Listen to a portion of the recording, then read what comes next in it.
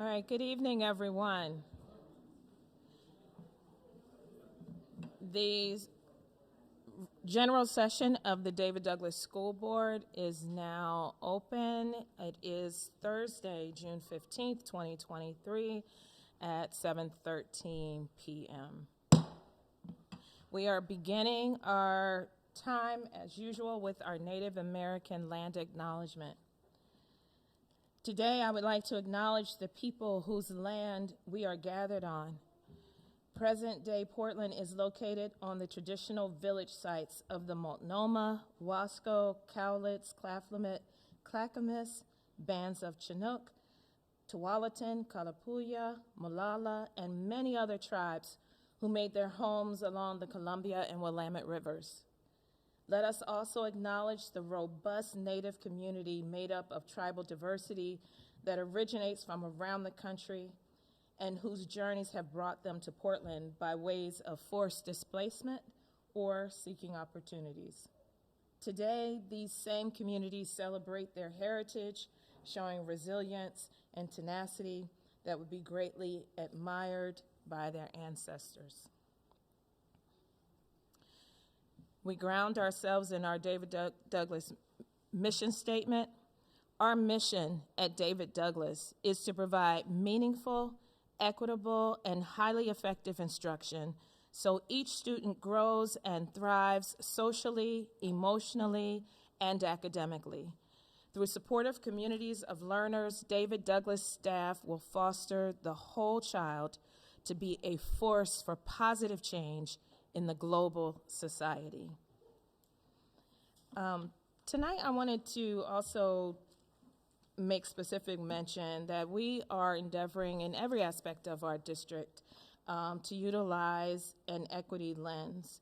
And so, especially as we talk about budget, but in all areas, when making these decisions and when taking actions, we want to utilize the following questions. Does this decision align with the district mission and vision? What systems of oppression might exist within this situation? Whom does this decision affect, both positively and negatively? Does the decision being made ignore or worsen existing disparities or produce other unintended consequences? Are those being affected by the decision included in the process? What other possibilities were explored? Is the decision or the outcome sustainable? These are all questions that we ask ourselves and one another tonight and every night, and should be in every area of our district in every decision that we make on a day-to-day basis. And we are challenged to do so and working on getting better every day. We are now going to open up the floor for public comment. Each person, we ask that you come to the desk, to the microphone. You will have 3 minutes. Later, towards the end of our time, the board has some reflections on that comment, so we will not respond at this time. Hello? Yes. Okay. So we're going to begin with Pauline, and I'm sorry if I mispronounce this, Althayal? Could you? Hi. Push the. There we go. Good evening. My name is Pauline Utaivong. I am a district parent with 3 children in the district. I'm fairly new to the district. I'm speaking here today as a parent who stood in line to register my child in this at the swim center. It was quite a frustrating experience, as maybe you may have heard, and I was quietly listening to other parents' frustration at the time and seeing the immense line that when I drove up, understanding that there would be a line and a wait as I had waited before. However, I waited about 5 hours to register my child into this line. So with this concern and just kind of getting a sense that I'm not the only one feeling this way, I put together a survey and sent it out to whatever social media groups or whatever parents I was able to contact. Unfortunately, the reach was only within the district, as that's who I may have come in contact with, but I understand that the registration was also open to those outside the district as well, and also heard people that they were from outside the district. So just some of the results from my survey. There were 95% of about 28 respondents that were actually in the line. 82% were in the line before registration opened at 8 o'clock, some of them as early as 6, and there was even a 5 a.m. Some wait. Again, these were all in-district responses. There was a fairly even split between the people that had responded to this. 47% to 52% of children who have taken classes in the past. 81% of these families that stood in line was able to sign up for their preferred or whatever was left. However, there were still many people that did not get their selection and ended up just having to be put on the wait list, or just not signing up at all because it just deterred them after seeing the line. There was some question, also some conversation I heard as far as how this word got out, and there was just kind of curiosity of that. About 48% had heard through Parents Square, 30% through the Aquatic Center staff flyer or online, 8% through social media. One person had responded they heard it from another parent or an adult, and 2 from a paper flyer or newsletter from the school. Some of the comments that I had received in this, I provided opportunity for people to also just provide some additional comments that they'd like to share. So kind of across the board, the sign-up process is fair and equitable as it is. It should be better if we can pick a number to not lose a turn in line. The time window for registration is not enough. Need more staff to handle registration. Another one was the reason I only stood in line for only 2 hours is that I had to leave to take my kids to an event. I came back after the event 3 hours later, and some people who were near me in that line that morning were still in line. I filled out waitlist paperwork and was told someone would call me, but they did not. I called and they had lost my waitlist paperwork. I'm so grateful for the opportunity to have affordable swim lessons for my child with small class sizes close to home. I don't mind the in-person registration as opposed to virtual because it gave transparency to the process and felt more equitable than online registration process, such as Parks, Rec, which fills immediately. But I do wish there were more employees during the actual registration so the process moved more quickly once the doors open. So just a little bit of context to that. There were 2 staff members. There was one person who was helping assess what child that the level that they would be assigned up for, and then one person taking payment. There was additional volunteer staff member from another school. She was a staff from another school who was a volunteer taking up her time on a Saturday morning to help navigate the line and put some order to this line as well. Let me see here. I know I only have 3 minutes, so I'm trying to go through as quick as I can here. Just that I wish the DDAC had funding for enough lessons to meet the needs of all kids living in the district who want to take lessons without parents, guardians having to line up for hours to hopefully get a spot. I waited for 2.5 hours on Saturday, but the long line didn't move much, so I left and couldn't sign up for my children. I came back to register on Tuesday and sign up for whatever classes left for my kids. The waiting experience was not great as the registration system was old-fashioned and slow. However, the staff were friendly and helpful. They did their best to assist parents. You could sign up for 2 sessions, but both of these sessions had to be for the same level. I couldn't sign up for level 1, then level 2. What was the point of that? They didn't do that last year. The lack of continuity of lessons adds to this chaos. It's so difficult to successfully enroll in levels 1 through 5 in a reasonable amount of time. Our kids need water competency, and the community trusted through passage of the 2012 bond the district to deliver. We must address both access and accessibility thoughtfully. 4+ hours in line was really unacceptable. This process should be done online also as first come, first serve. It can't be that hard to build a page on the website for this requested validation rules. That would prevent parents signing up more than twice for classes the children do not qualify for. I was in line for 8 a.m. I was in line at 8 a.m. for 1 hour, left, and then returned at 11:30, then stayed in line for 4+ hours, so technically 5+ hours. There's more frustration that was included in this, and unfortunately I don't have the time to read it. My own frustration and my own ask, the staff there, they were very pleasant. We were all there, all the parents or all the caregivers there. We were as patient as we can because we understood and we can clearly see that this system needed to be fixed.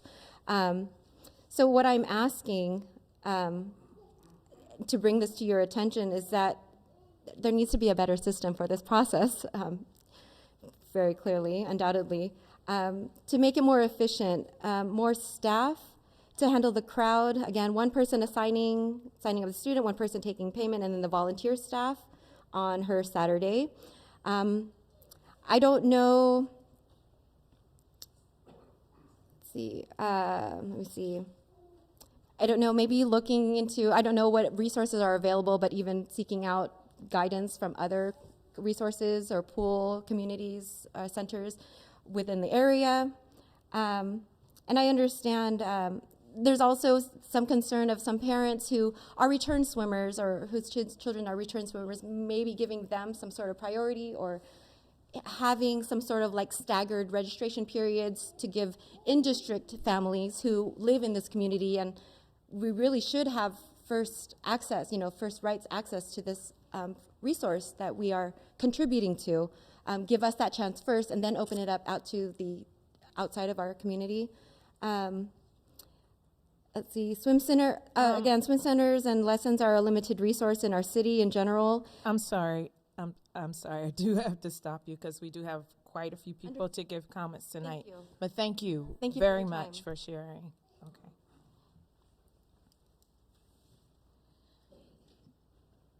Janice Shanker.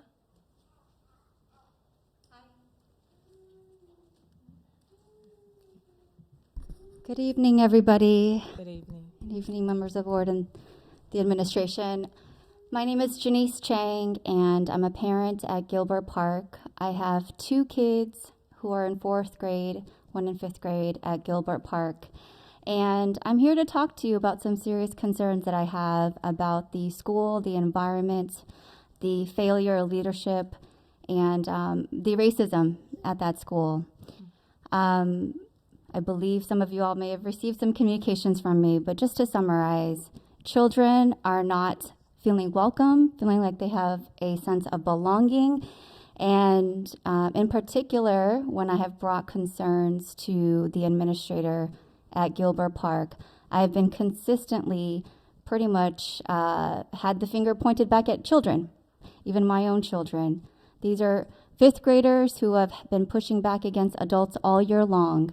These are 5th graders who are acting out. These are 5th graders who, quite frankly, the person who did the lunch duty today felt like crying. And so I'm here, I'm disheartened, I'm disappointed by an administrator who, when I brought a concern about my son, who said, hey, I feel like this particular staff person is picking on me. I feel like this particular staff person is bullying me. And consistently throughout the year, when I've brought issues to leadership at this school, it's been unaddressed and blame has been put back on children. And as an adult and as a community member who wholeheartedly believes in problem solving as a community that cares about children, and as a person in this community who cares about the safety and well-being of all children, but in particular children of color, because we all know this dominant culture uplifts white culture. And so children and families of color already are excluded. I feel particularly hopeless, but I'm seeking some support, and I'm hoping that this board today and that the administration and Superintendent Richardson, that you all will support parents, families of color who have something to say, who have something to share. In particular, the students actually got together, and I learned about a petition that they put together in response to this particular staff that was problematic, oppressive, degrading, and diminishing to students. And that student, a white student who I had the privilege of just kind of, meeting, I said, what happened to it? And he says, well, I was told by my teacher that I would get in very big trouble. So I ripped it up. So children are being silenced. Children are constantly told that they cannot say anything, express how they feel. And actually, in this child, one of the examples that he gave to me too was, hey, this particular staff member is problematic because she's racist. She made 2 black boys clean the whole cafeteria, and we all saw that when they did nothing. So these are examples from children that we have. We have them. Parents over the past couple of weeks have expressed to me concerns that are taken to leadership at this school constantly end up in inaction. So I'm asking you, as a board that is invested in its mission, thank you for reading the mission again, Board Chair, in a mission of supporting equitable outcomes, and in particular, supporting all children to be positive contributing members of our society, to please hold accountable all of our educators and administrators. We all need to be held accountable. We all need to be called out or called in and seek out the best in all of us. We need to unlearn all of the approaches that are not working. We all need to unlearn those things. We all have those things that we can unlearn. We all need to be redirected at times. This is my ask of you all. I know other parents who are interested in coming forward as well. I will be seeking out some of those testimonies, seeking out some of those communications, and I'm happy to share those things with this board. Thank you. Thank you.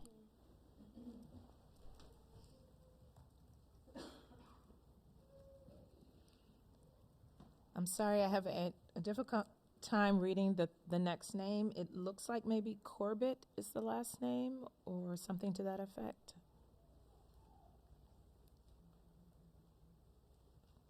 All right. Cornett was the third name on the list. Could be Black Fragility Sinclair with student teachers, a group of students who have a organized presentation of food insecurity. Did you sign up on this? But I Now, this is a name that's on the sign-up sheet.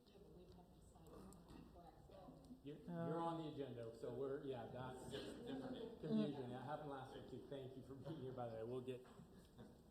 Yeah, do you know that?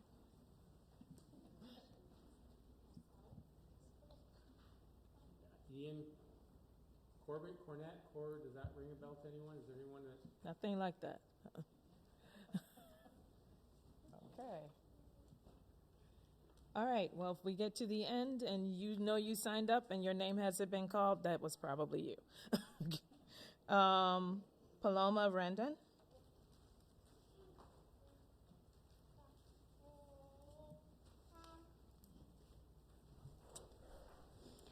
Good evening.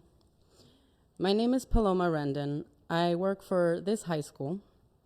The evening of graduation at the university, I was accosted by a man who was accompanied by a board member.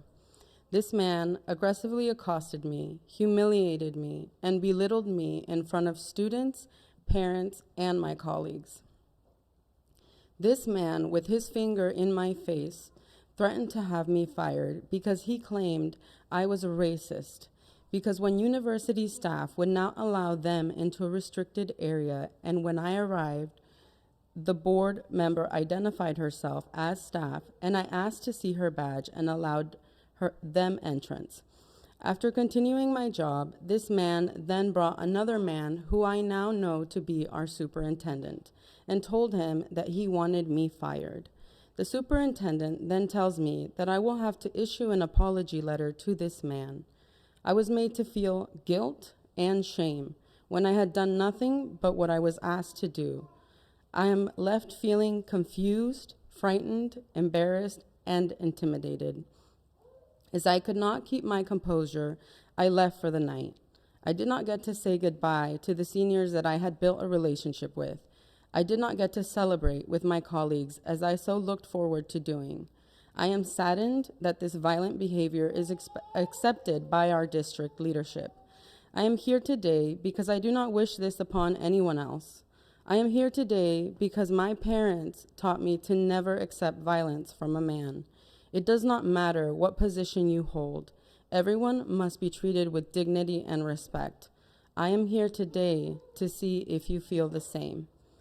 I have submitted an incident report if you feel like you need more information. Thank you. Thank you.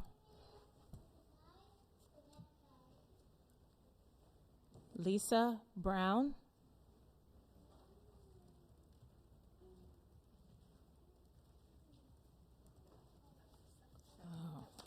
I was, we had already discussed what Lisa Brown's testimony would be, and I will submit that via email.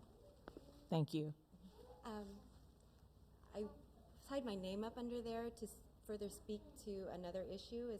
Am I available to do that or no? Something separate? Yes. If not, that's fine. I can submit a testimony. Go on. Again, Pauline Utaivong. I just wanted to further support Janice, who spoke about children's safety at Gilbert Park. My child was part of a group of students who felt that they were probably wrongly disciplined. I just feel, I attended some sort of discussion with the administration there, and even to feel that my son doesn't have a voice, it frustrated me. Even to go about suggesting maybe we can objectively talk about the situation with other parties or even directly with the principal. My son doesn't feel comfortable speaking out. And this is just my son. So I know that there are other students, based on other families that I've talked to, that they are feeling unrepresented, unheard, being silenced. And I don't know what the solution is, but I feel that there is an issue going on at Gilbert Park where our children don't feel comfortable to be able to be children and to speak up when they see something is wrong, whether it's for themselves or whether it's one of their peers. Thank you. Thank you.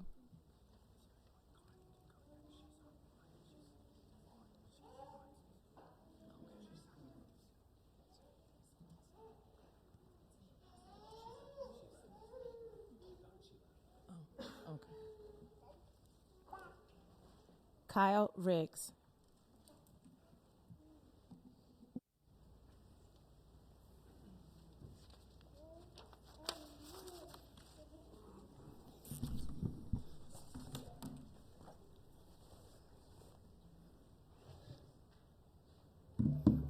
Thank you. So I was coming tonight to share some thoughts with you about the repeal of the vaccine mandate and Oregon OSHA's rescinding of their source control memo. But some stuff I heard, well, as I know you feel the way too, it's disturbing.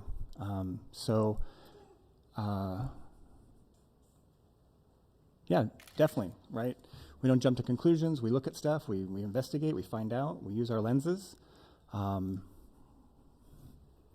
So that's my suggestion based on the testimony that was shared tonight.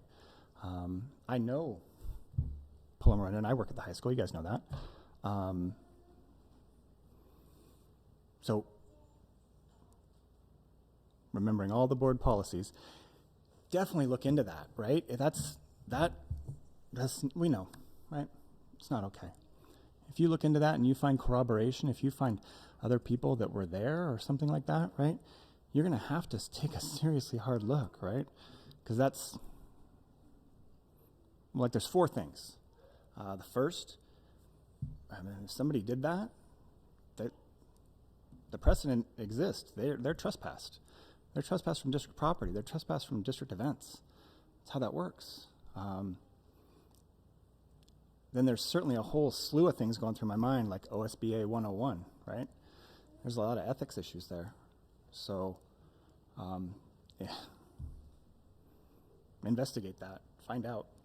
I hope, since I've never heard any of this from any of you, this is the first time you're hearing about it. But as we build this district, right, we have a classified employee right there. Latina single mom. That shouldn't be happening. So like I said, I don't want to pile on, but yeah, think about that. And then also, like, I'm a classified employee. I've negotiated the classified bargaining agreement, right, the CBA. I'm familiar with Article 30. That's not right, if that's what's happened, right? So certainly look into that, because if that happened, it's not a good look. You know that. And we always agree, right? There's always work to do. We always are aspiring to get better, but yeah, I think everything else would be more of a private conversation, because this is public testimony. So, thank you. Appreciate it. Appreciate the time. Gabriella, 3 minutes. Crushed it. Thank you.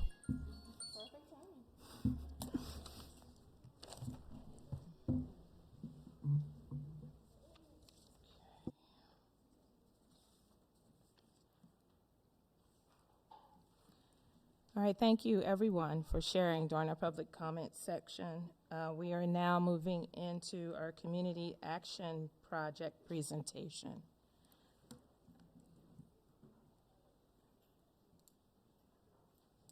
Presenters Jelly Sinclair, Foyat Falik, Haruna,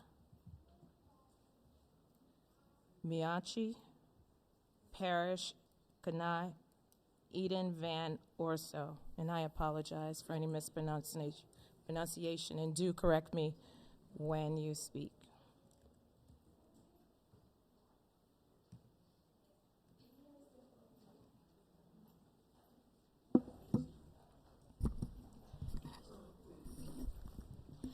Hello, I'm Foyat Fadlika, and these are my partners. My name is Parrish Kanal. My name is Haruna Miyachi. I'm Emma Van Orso.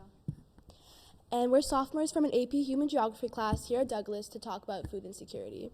My group specifically focused on the problem and did this through analysis of a school-wide survey and through conducting interviews.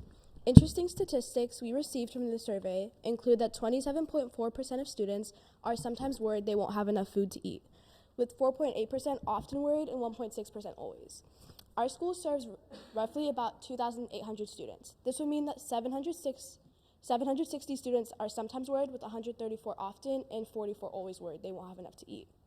Common themes we found in the survey included embarrassment and fear of judgment when they had to receive resources. 67% of students avoid receiving these services due to fear of being judged. The majority of the students surveyed received SNAP benefits. This also could contribute to them being embarrassed to be seen using the card, which makes them not want to use it. Another issue with SNAP benefits is that healthy foods are often too expensive to not exceed the limit. We interviewed Corey Pearson, who's a food systems educator at DDHS High School. Corey believes that the problem includes factory farming and the promotion of low-fat foods. One quote Corey said that stood out is, "Neighbors helping neighbors eat is how humans have historically eaten in ancient times. Now, we've grown more individualistic. We need to help each other. If you don't eat, you don't live." We also interviewed Charlene Diss, who's a volunteer with the Oregon Food Bank, Portland Food Project, and several other food banks. She believes that the pandemic made food insecurity a lot bigger of an issue. She believes everybody must help, not one certain group. She also mentioned how SNAP is not available to green card recipients for the first 5 years. This also contributes to unequal access of food, which hurts our East Portland community. Thank you. What are some actions that we took to get to the spot we are right now? And we realized why food insecurity is such a big problem in our community that could stop people from reaching their full potential. That could be the next Michael Jordan or Serena Williams or whoever they want to be. First of all, we all picked different situations, important situations that are very deep in our community, like drugs, overdose use, homelessness, and food insecurity. And then as a class whole, we decided that food insecurity was the biggest problem in this whole thing. And then we all researched about food insecurity, and we learned about food insecurity more as a classroom. And then we sent a survey to the whole school about if they're food insecure and why they're food insecure. And we figured out that 50% of the people don't really want to buy healthy food because they're too expensive. so they rely on unhealthy foods. And then we had an interview with the food bank owner about how they distribute foods and how it works and everything like that. And then we came up with a lot of solutions focused on, and then we focused on one thing that my teammate's gonna talk about later on. And then we put everything up, and we are here right now presenting to the community leaders and everything about it. We have come here today to the purpose that with the connection you all have throughout the community, you could support us in trying to reach out and ask local businesses to help us plan ways to receive food to donate to families in need, especially those who are struggling financially, to purchase healthy food.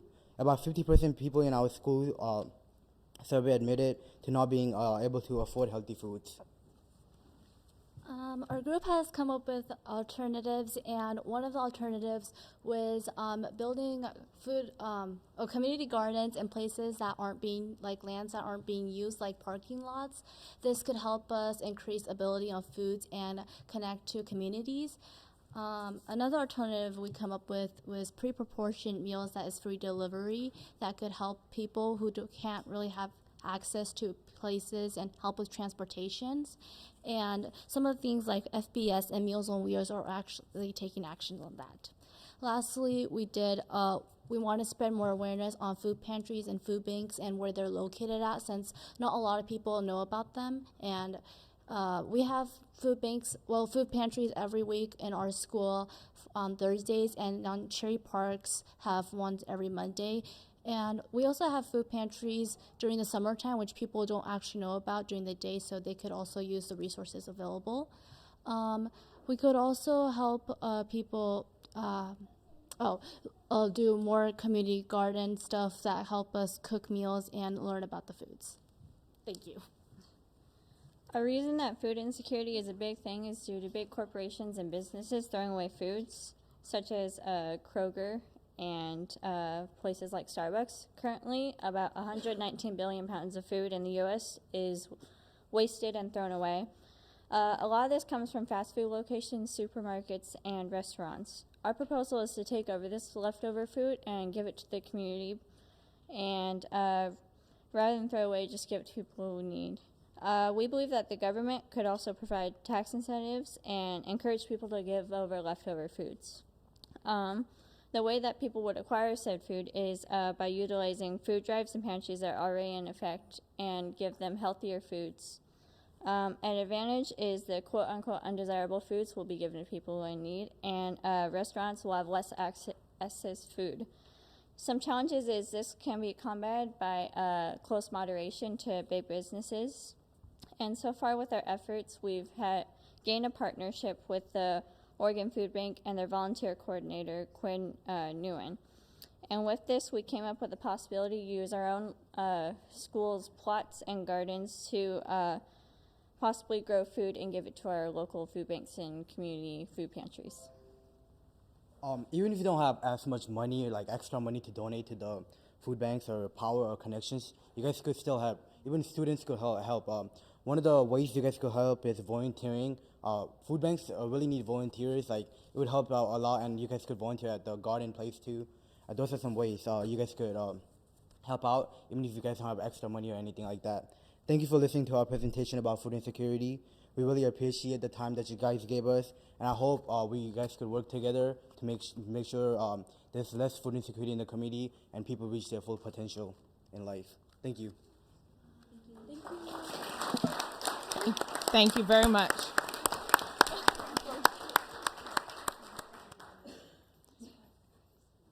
I don't know if anyone wanted to respond in any way to their presentation. Thank you very much. I used to volunteer for years. I volunteered in the Gilbert Park Food Pantry, and it's like one of the biggest highlights for me in this community is being involved in getting to meet the community, and I'm really grateful that you're here bringing this awareness about the different pantries that we have and how we can better support. Because I agree that the more we can do to shine light on and expand out, the more. And you're reminding me that I need to get back and be back to volunteering in the food pantries too. So thank you very much, and I'm excited to learn more about the work you guys are doing. Yeah, thank you so much. I work for the Oregon Food Bank, so it's amazing.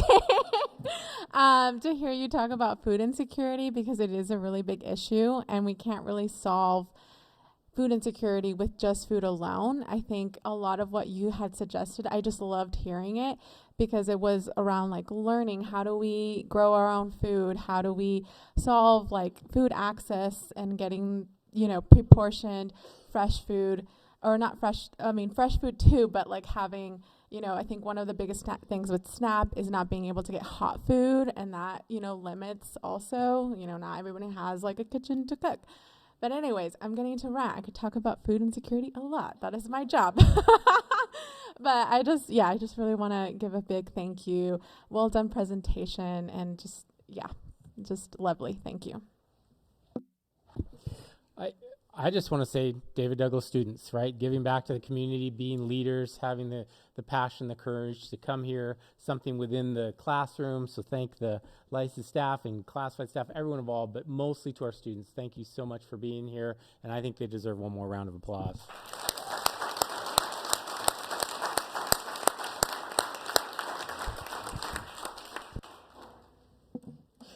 Thank you very much for educating us tonight, for all of your hard work in preparing that presentation.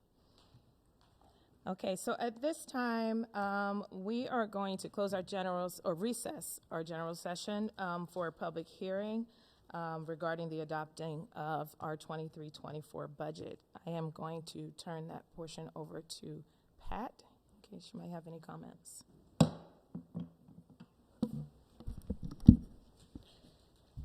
Good evening, and we'll see if we had any public interested in testifying on the budget tonight.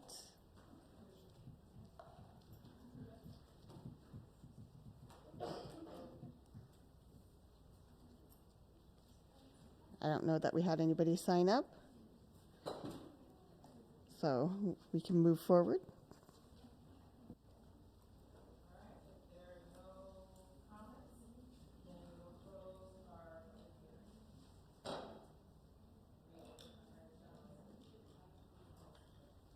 I'm sorry. We will close our public hearing and reopen our general session. Okay.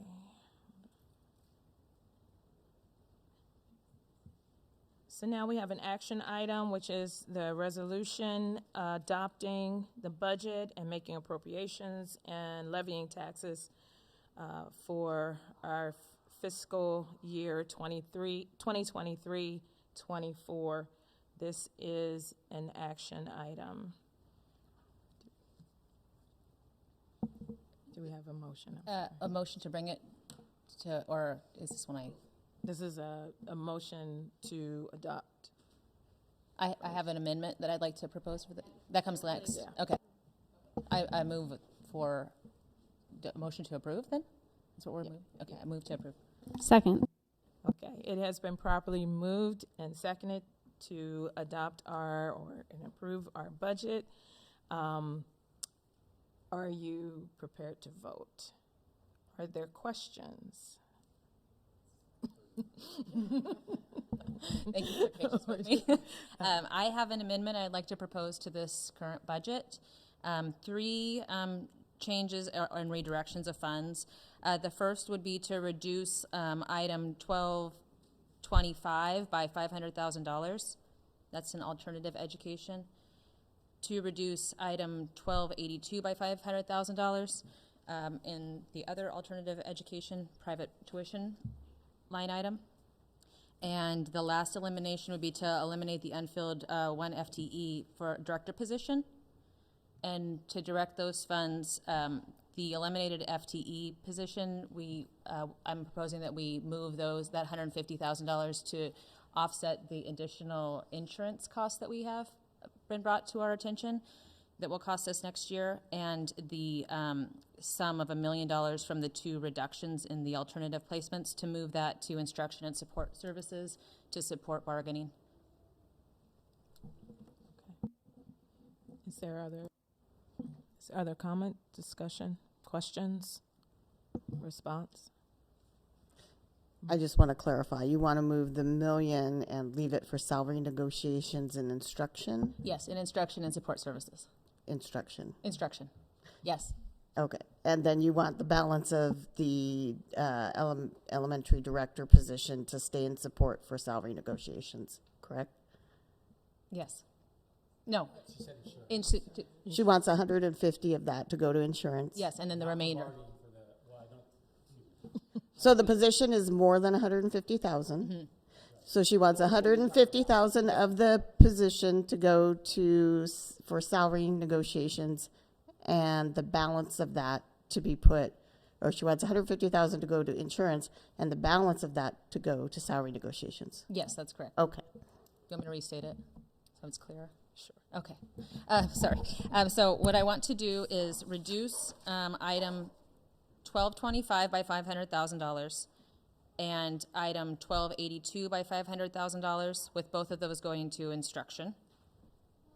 And then eliminate the unfilled 1 FTE director position, with 150,000 going to support the additional insurance cost and the rest going to support services. Is that clear? Yes. Any questions?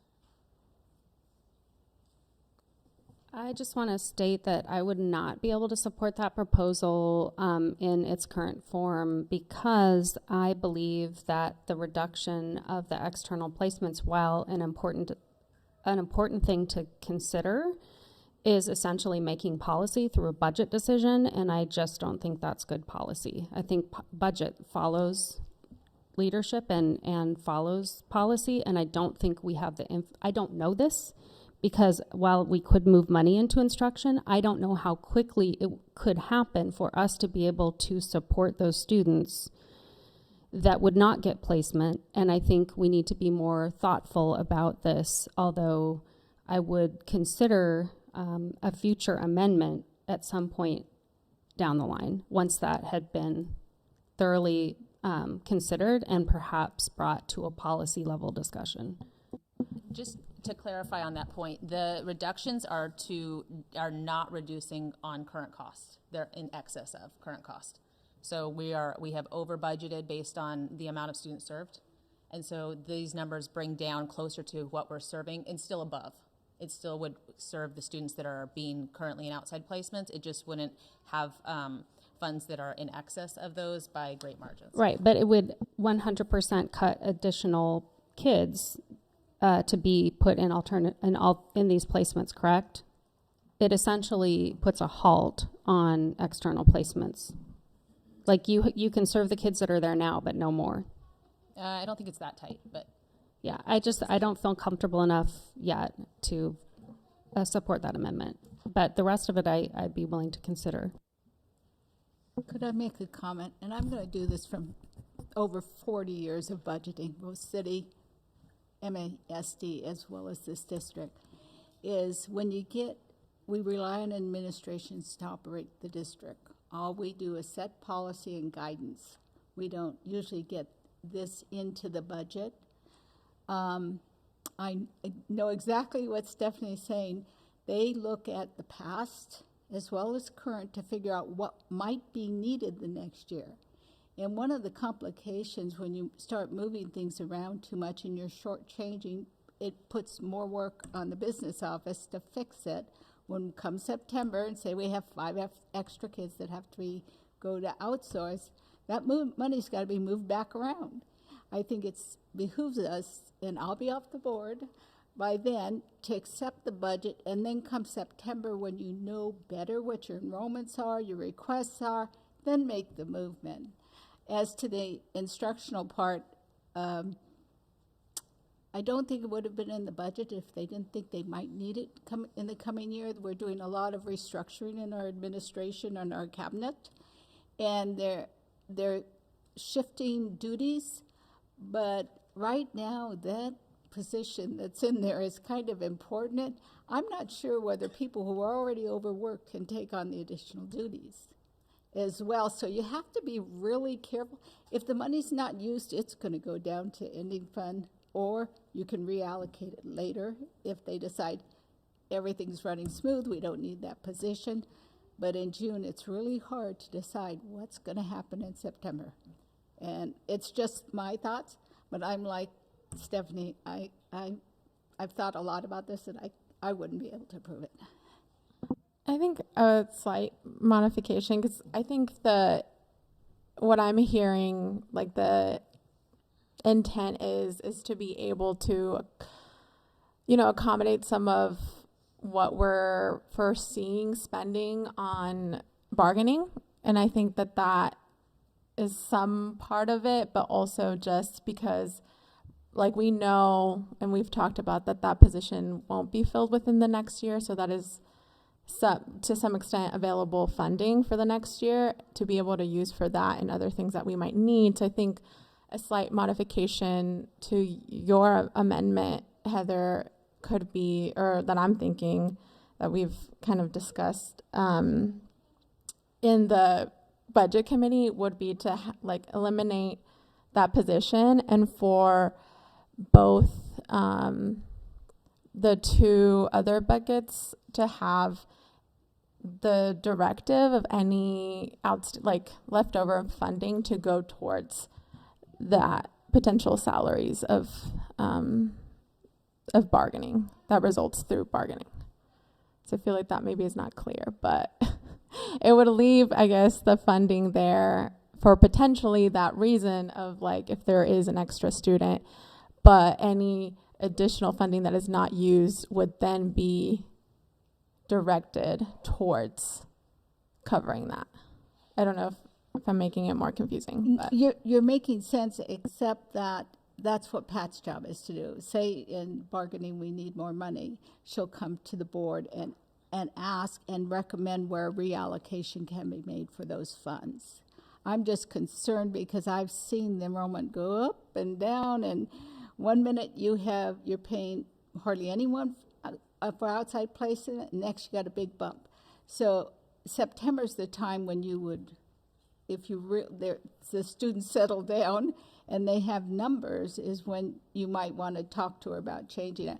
But I truly believe you're getting into operations, and your board we're elected here to set policy and guidance, not to get so deep into the budget you're asking so much to be moved around. It's really a piddly amount, really, considering the size of our budget. But you're doing operations. I can always remember Bruce Burton, when someone would get into operations, he goes, "We are here to set policy, not to operate the district. That's why you hire the administration." So it's just from my experience, that's kind of been a guiding light for me. Turn it over to them, and if you question it, that's fine. But and there might be changes because of the questions. But I just feel it's a little early, especially to be moving money out of those two buckets for which they might need, and it's just going to put additional burden on the business office, who has been short-staffed for 5 years? So as my past accounting and budgeting experience, that's how I feel.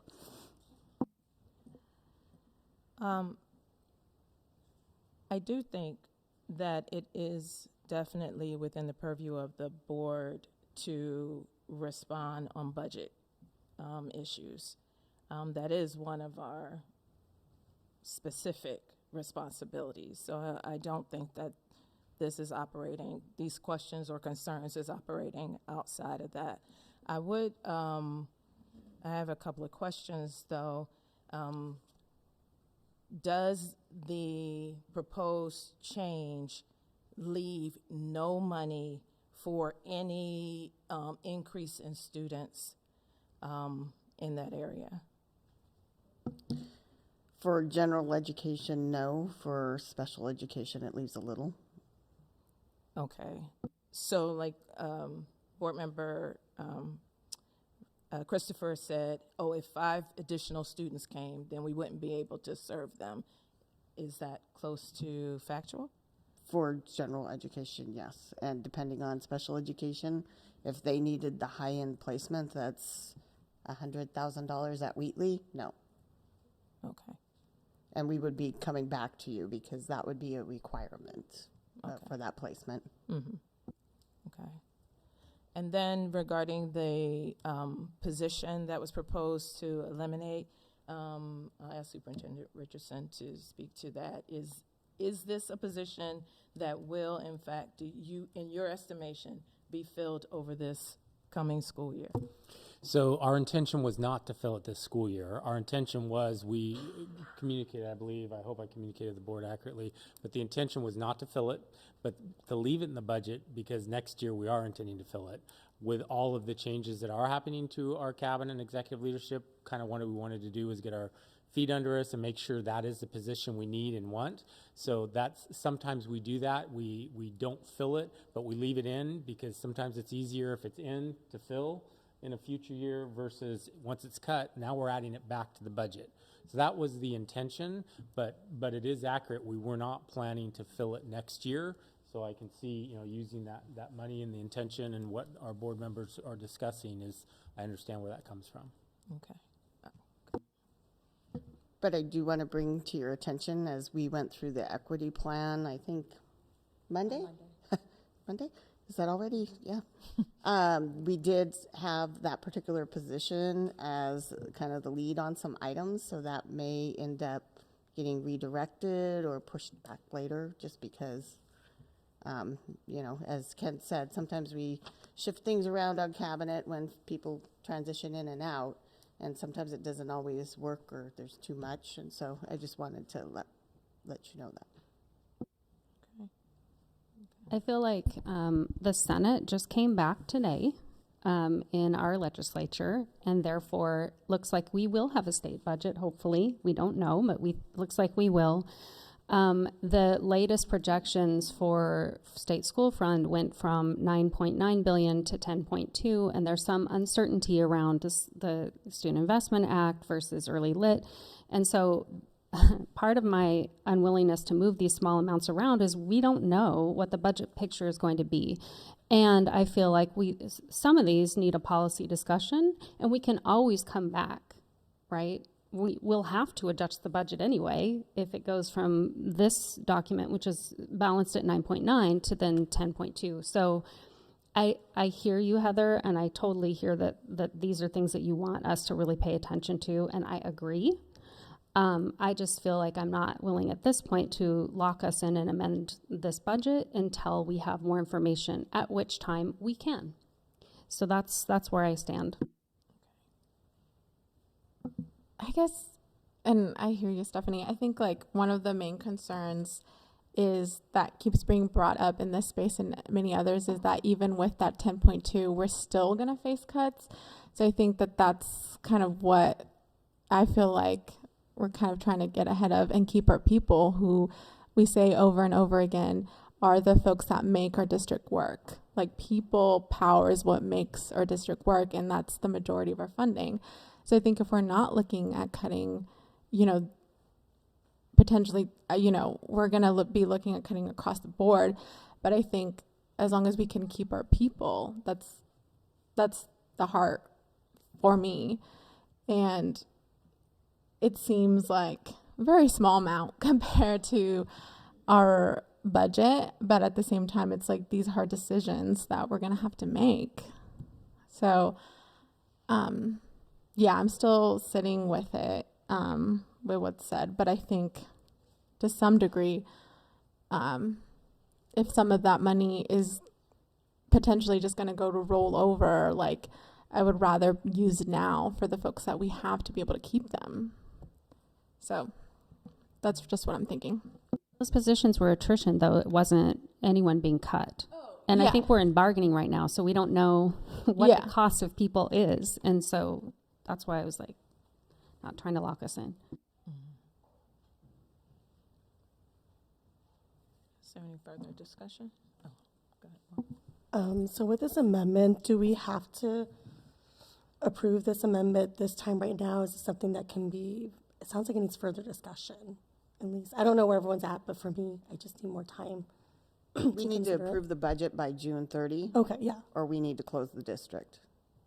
But from a process standpoint, we have to approve the amendment first and then approve the amended budget. So you'll have two votes. You'll either vote for the amendment or you won't. And then once that's decided, you vote for the original budget or the amended budget. That's just a process thing. Because We're going to miss you, Frida. Yeah, because my thought process, I just want people to feel comfortable with their vote, right? So the amendment itself, it sounds like it's not in a comfortable place right now. But the budget we do need to approve for. And I guess my question is that amendment, can that come back later? Yes. So I just want to be clear about that. I don't feel like the amendment's in a comfortable place of voting. That's just my opinion on that. Thank you. Aaron, were you going to say? I just wonder why the state of Oregon and all of the David Douglas voters that voted me into office and why they've given me kind of like the ability to amend the budget or to approve or not approve it if I can't do that without, clearly make these changes. It seems like that's our job specifically. And Heather, I think that you've been very thoughtful on a very deep level about this budget to a point where it's beyond kind of my scope of ability. And I've really appreciated the thought and effort that you and Gabriella, in meeting with district staff and talking about all this several times before this meeting, to come up with these amendments. This isn't something that's just kind of come out of a box or out of the blue.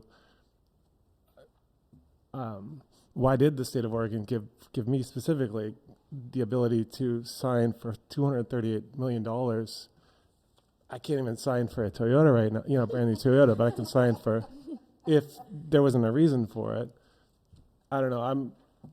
I would vote for this amendment. If you guys don't, I'm not gonna, we're still a board and we're still all gonna speak in one voice, but I'm just throwing it in towards those Heather's ideas.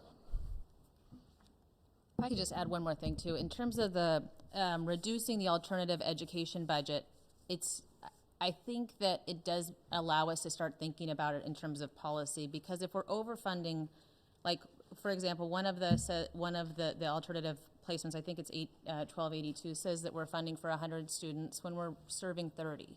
So to reduce the budget going to that bucket, it's not to say we don't support alternative placements. It's to more align our budget item in a way that's, I think, in line with who we're actually serving. And I also think that if we all of a sudden needed to serve 100 students, that increase is substantial. Like if we're looking at declining enrollments, why would we be looking at more than doubling the students we're sending outside of district? So while policy and budget are separate things, where we spend our money, it does show our intention. And so I think it is important that if we were to be doubling or tripling, we should be aware of that, and we wouldn't be if we just had a huge bucket where it wouldn't be brought to our awareness as a board that we were going from 30 to 100 outside placements. Whereas we would if we had to be asked to approve that budget, right, that actual item. So for me, it makes more sense to serve the students we're serving than to budget for more than doubling of, or tripling of, truly, and that should be a discussion that should come before the board, and we should be thinking about it and be forced to think about it versus it just happening and there be a bucket for it that we don't need to ever, it just doesn't cross our mind because it's not brought to our awareness. So that's also in my thought process here too, is just that we should align our values to what we say our money should be going to. And I don't think that overfunding for these two specific items, 1282 and 1225, is in line with our values. I can't speak to that because I don't know enough about it. And I don't know. I also heard very clearly someone on the budget committee who had a very different experience than you did with her own child. I want to know more about it. And therefore, I don't feel like I am clear enough about it, the program, to be able to make that decision. And I would not support that we start limiting the opportunities for other education venues for kids without having built the infrastructure and the positions and the, in our district to figure out how to support them instead. And this budget doesn't do that, right? We're not adding positions around alternative placements and deep work with those families. We're not adding anything here. So I don't know enough yet. It's not that I don't share your values. I feel like I haven't myself done a deep dive into this. I am very interested in it, and Heather, I know you. No one's gonna ignore this year. Like, you're just like with discipline data, I would be open to really having, a report every month, how many are we placing, and really taking a look at what we can do to keep those kids in district. I just think that discussion doesn't happen because we force a budget decision, and that's where I sit with it. And it's totally fine if, Aaron, you want to vote for it. I probably won't at this point. But that doesn't mean we can't bring budget amendments later, in the year. This budget is going to be amended a gajillion times because Pat brings us something every board meeting, or multiple things every board meeting. So adjustments get made. I just want it to be done, with real intention, thoughtfulness, and ensuring that we're also thinking about, if we don't do that, what are we doing? And this budget doesn't get to that. So that's why I say policy should follow, budget should follow policy and not the other way around. Again, I want to remind us that in our stated budget process, in adopting the budget, it does say that the board may change expenditures up to the greater of $5,000 or 10% in each fund. It is not breaking policy or doing anything outside of the boundaries of process to do this. I am not saying to do it or not do. I am making the point that this is not breaking our process. This is not violating board policy or in any way. It is within the purview of the board, as stated in our budget process, to be able to make this change should we vote to do so. That is important. I think the other question that is to be raised is, if there were, and I'm not sure, and I apologize if this was answered at the previous meeting and I did not hear it, as to the reason why there was triple the number, why the budget number was based on triple what we actually had. If we had 30 students, why we are budgeting for 100? That is a valid question. Yeah, and I think you got the response to that in the questions. We had a series of questions. So one, the error in the number for both of those programs had actually carried forward a couple years. And so as a reminder, I have not really had a secretary all year to help me out with this. And so that was something that did not get caught. I will own that. And then also, I think when we had the budget committee meeting, I think Florence was asked, and she pinpointed a certain number of students enrolled at a particular day.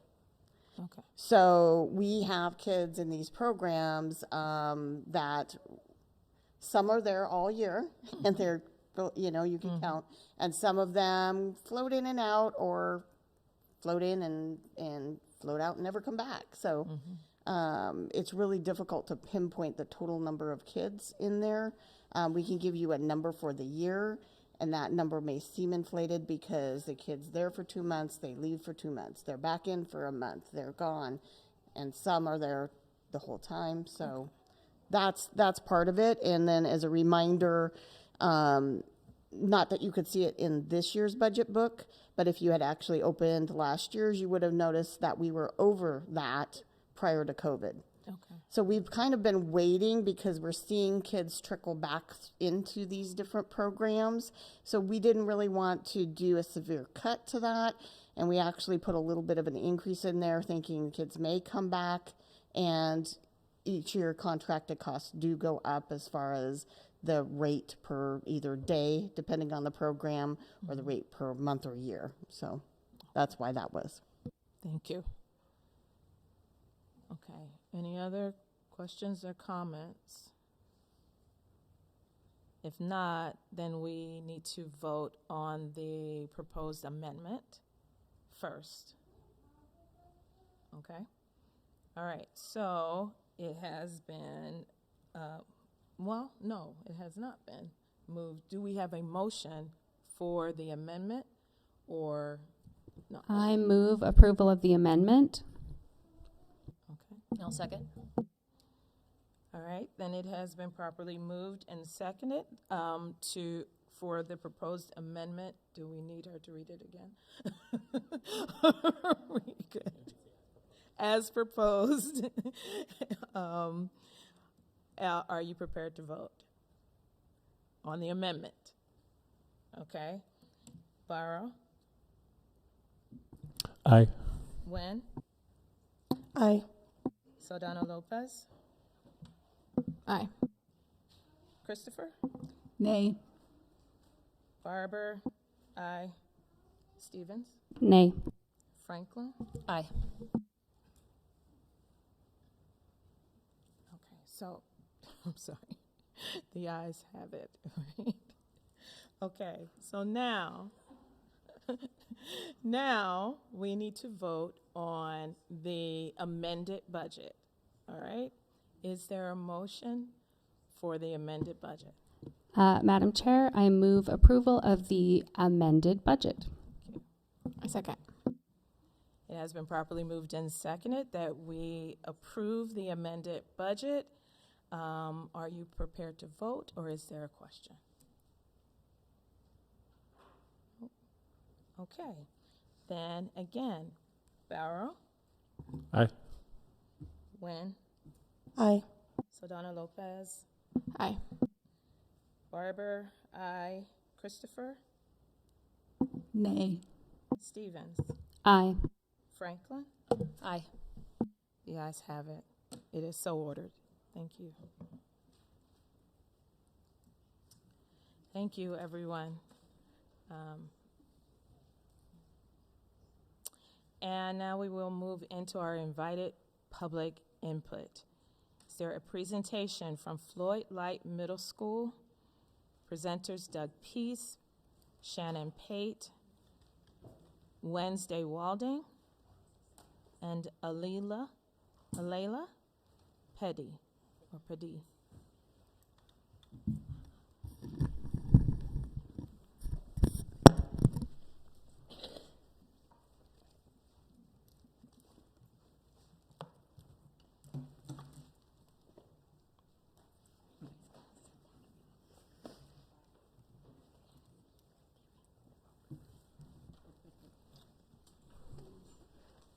Well, I am Doug Pease, the proud principal of Floyd Light, and I want to thank the board for inviting us to present some of the great stuff we're doing and the great students that we have. Thank you.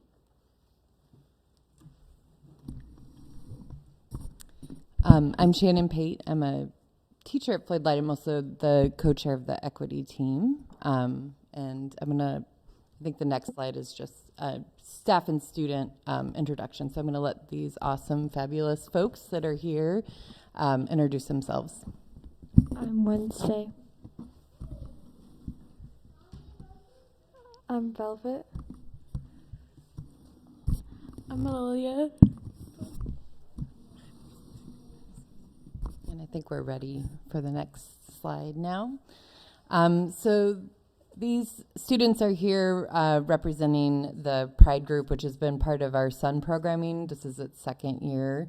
They meet once a week. It's a variety of activities, and it's really, from a teacher's perspective, brought a lot of just collective energy, a lot of just a sense of community to students in the LGBTQIA+ community.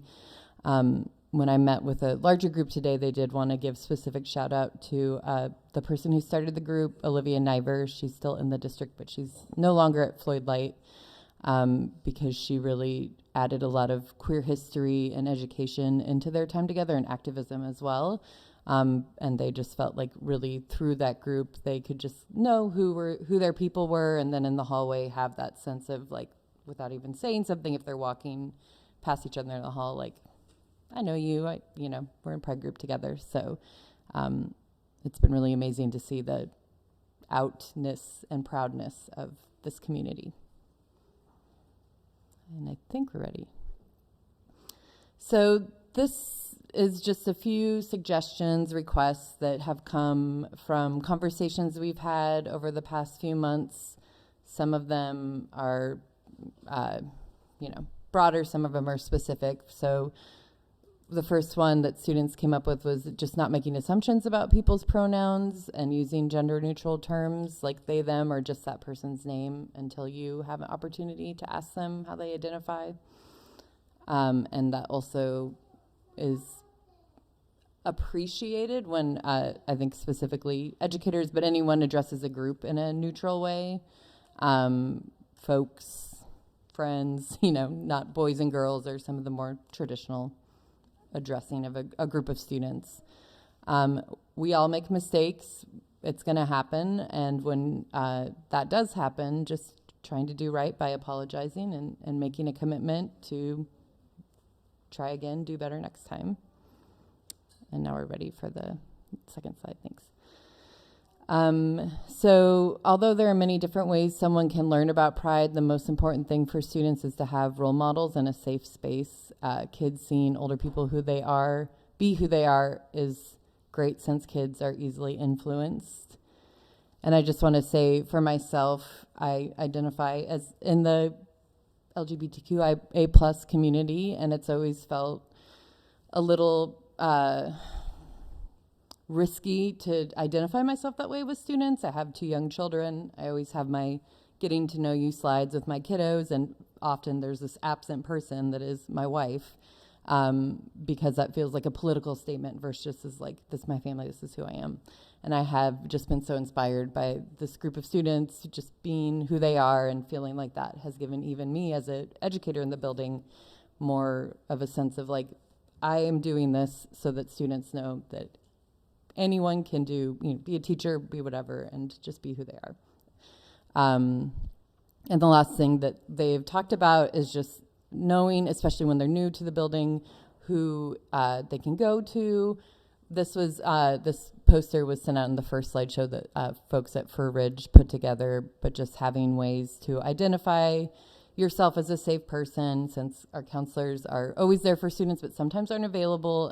So just having this out.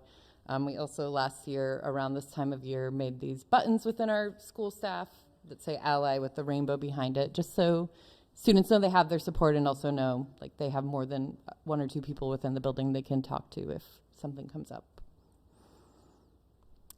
And now I'm going to let these students say whatever they want to say, and thank you for your time. Do you want to go first, Alana? In social studies, I feel like the history should be taught more, because with other cultures and stuff, it's always taught a lot, and whenever it gets to Pride Month, it's just barely acknowledged, and then they just skip over it. And it would be nice for the history to be taught more. And if someone in history is queer, just mention it, like you mentioned religion. Like, hey, this person is Christian and they had a wife, or whatever, and just treat it as if it's a normal thing and go next.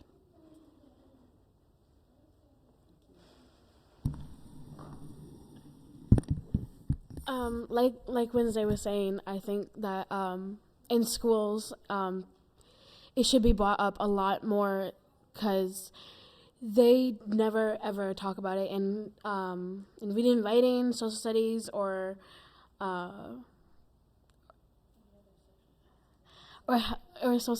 any other social classes, or even health, like just mentioning stuff about mental health for the LGBTQ community and really anybody in general. But like Wednesday was saying, in social studies, it's not even that hard to just at least acknowledge it, so that people know that they are supported, or at least can know that they're there and they can be acknowledged. And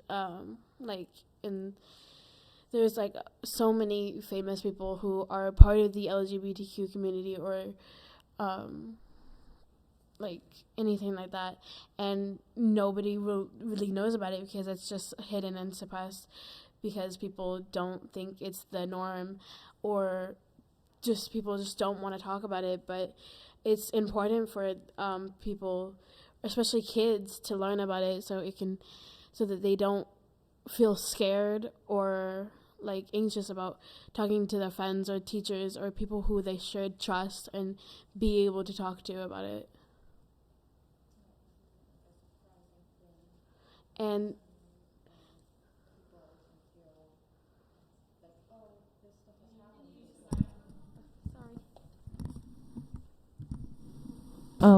and so people I can say it. And so that people can feel like that queerness isn't a new thing and it's been around, it just hasn't been treated as a normal thing, and that people in the past were LGBTQ, and that people today are still LGBTQ. And it's not just a new random thing coming up. And the pride group helps, like the pride groups like in here, they can help a lot of kids feel safer or happier, because just acknowledging it and helping them realize what they are instead of having to go through a super long, super confusing journey. It's still probably gonna be a confusing journey, but they can be helped at least a little bit and have this safe community that they can go to or talk, or kids and or adults that they can talk to be helped, or kids could help other kids about it with it, and like they can feel safer. And at my old school we had a group, but we didn't have a set time to do it, but there was still sun, but there's not a set time to practice anything or talk about anything. And there should be a group for like help and stuff like that. And they should at least acknowledge it, if not teach about it, and have at least a small segment of they can just like talk about it in pride group and in just regular classes, so that people who might not be able to do after school programs or before school programs or anything like that can still learn about it.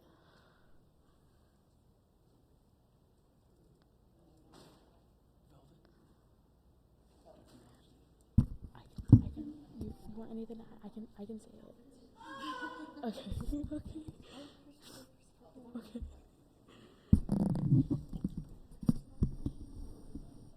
And I think that is about it. So, yay for awesome, brave kiddos.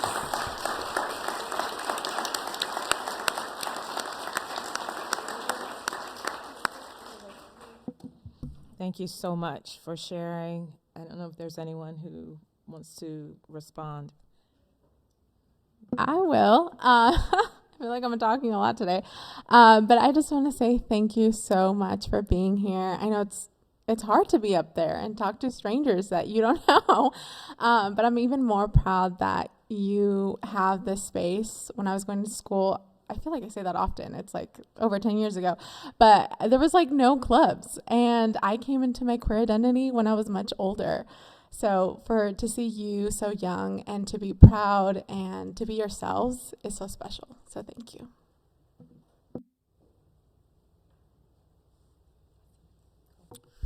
I also, again, echo the thank you, but I also want to specifically thank you, one, the courage for being here, the voice, and I heard you say the bravery, so thank you so much. But I also want to add being part of the solution. So not only did you come share an amazing story, but you shared about ideas for solutions and how we can get better. And I want you to know I wrote those down. I want you to know when you're talking social studies curriculum and possible options, I'm not saying it's going to change overnight, but I can say that there'll be follow through on the suggestions. And I just want to thank you for being here and giving some of those suggestions. It means a lot. So thank you so much. All right. Again, thank you for educating us. We appreciate your presence and your presentation.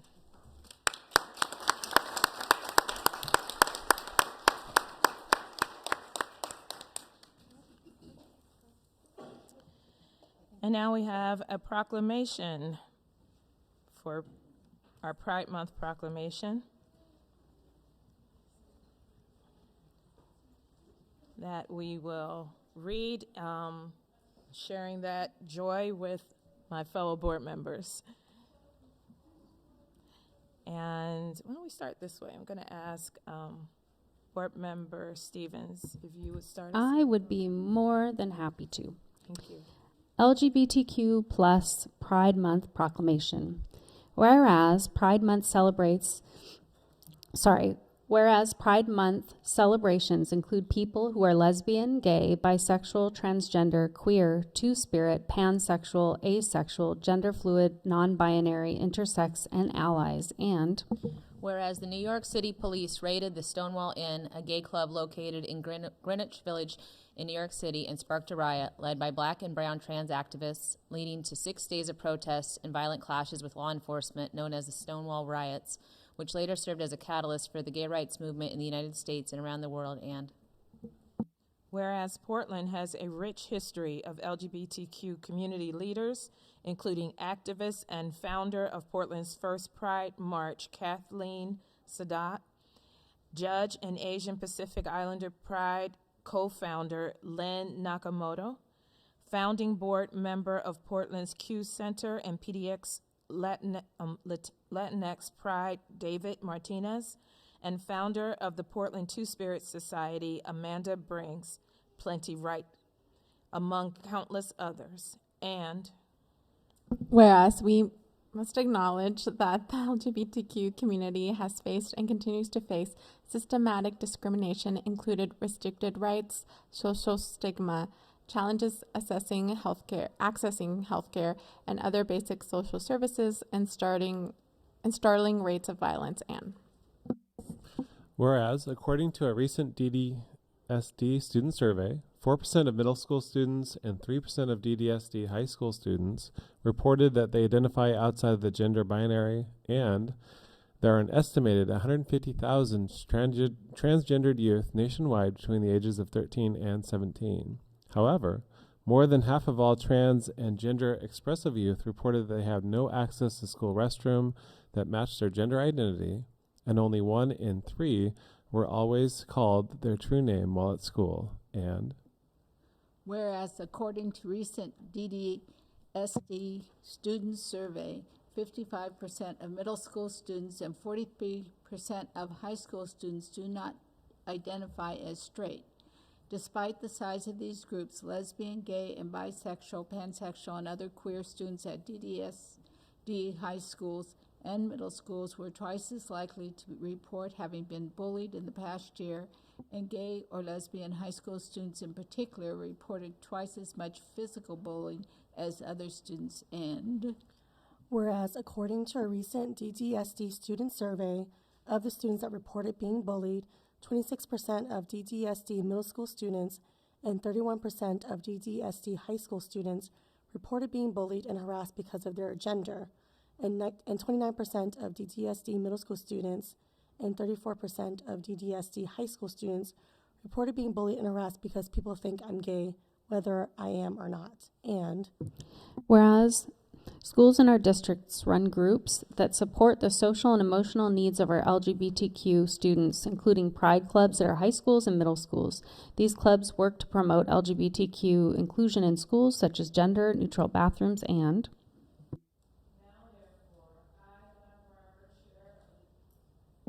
now, therefore, I, Donna Barber, Chair of the David Douglas School Board of Directors, do hereby proclaim June 1st through June 30th, 2023, to be LGBTQ plus Pride Month in the David Douglas School District. Be it further resolved that the David Douglas School Board of Directors strongly encourages our staff and community to observe, recognize, and celebrate the contributions of LGBTQ plus people to our country, our state, our cities, and our schools. Signed, the David Douglas School District Board. Thank you. And now, it is also the month where we celebrate America's true Independence Day. Our Juneteenth proclamation is now to be read. And we will begin with Board Member Nguyen this time. Whereas President Abraham Lincoln signed the Emancipation Proclamation on January 1st, 1863, declaring the slaves in Confederate territory free, paving the way for passing of the 13th Amendment, which formally abolished slavery in the United States of America, and whereas word about the signing of the Emancipation Proclamation was delayed some 2.5 years to June 19, 1865, in reaching authorities and African Americans in the South and the Southwestern United States, and whereas Emancipation Day observations are held on different days in different states in the South and Southwest and in other parts of the nation, and whereas June 19th has a special meaning to African Americans and is called Juneteenth, combining the words June and 19th, and has been celebrated by the African American community for over 150 years, and whereas the ancestors of 17.3% of our David Douglas students and families and 4.5% of our David Douglas faculty and staff are African Americans and were not free until June 19, 1865. The Juneteenth holiday has a special meaning to our school community, and whereas the strategic hiring plan outlines specific strategies to increase staff of color, including a Grow Your Own program with 35 staff of color enrolled. Whereas the Black Student Union and other student-led groups organize and promote Black student success and culture, and whereas the David Douglas School District has an adopted equity policy that states our commitment to closing the achievement gap for Black American students and creating an educational environment where all students can benefit equally from the educational programs offered, and whereas the district is working towards eliminating the racial predictability and disproportionality on all aspects of education and articulated action steps in the adopted district strategic plan and the district equity plan, and now therefore, I, Donna Barber, Chair of the David Douglas School Board of Directors, do hereby proclaim June 19, 2023, Juneteenth in the David Douglas School District. Be it further resolved that the David Douglas School Board of Directors strongly encourages our staff and community to observe, recognize, and celebrate June 19th for its historical significance to our country, our state, our city, and our schools. Signed, the David Douglas School District Board.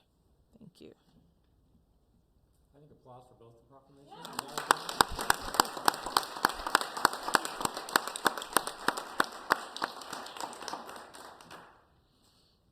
Yes. Okay. All right, we will now call a brief recess in order to have another public hearing on our budget amendment number 2. Yes, so we're here to see if there's any public testimony on the amendment to the current year's budget. This amendment modifies the grant fund for some construction, as well as appropriates the bonds that we sold. Any comments? Okay, then our public hearing is now closed. And we reopen our general session. And this time we have another action item, the resolution authorizing amendment number 2 to the 2022-23 budget for, is that right? 2022-23? Yes, okay. I was like, wait. All right. For school district number 40, Multnomah County, Oregon. Is there a motion? Also move. I'll second. All right, it has been properly moved and seconded to accept the resolution authorizing the amendment number 2 to the 22-23 budget. Are there any questions? Discussion? Okay, then we will open it for vote. Board Member Nguyen? Aye. Board Member Christopher? Aye. Barrow? Aye. Saldana Lopez? Aye. Barber? Aye. Franklin? Aye. Stevens? Aye. And the ayes have it. It is so ordered. Thank you. We are moving right along to our consent agenda items. Another action item, which we all should have received. Is there a motion? Madam Chair, I move approval of consent agenda. I second. It has been properly moved and seconded to approve our consent agenda. Are there any questions? We are prepared to vote. Nguyen? Aye. Franklin? Aye. Oh, I'm sorry. She's I'm really looking this jumping way. around. That's okay. Thank you. All right. Christopher? Aye. Barrow? Aye. Saldana Lopez? Aye. Barber? Aye. Stevens? Aye. And I believe that was Frida's last vote as a board member. Yeah, that was your last aye in 32 years. And I've probably done hundreds of these, if not thousands. Thank you. That historic vote shall be entered into record as the last Frida Christopher vote. All right. At this time, we will have our data report on discipline and restorative practices update. Our presenters are Florence Protopopoulos, right? Kathleen Lauer, Raquel Glass, and Sham Alayush. Am I saying that right? Yes. Okay. Great. I don't know who's going first, but Raquel couldn't make it, so we have myself and Sham. okay.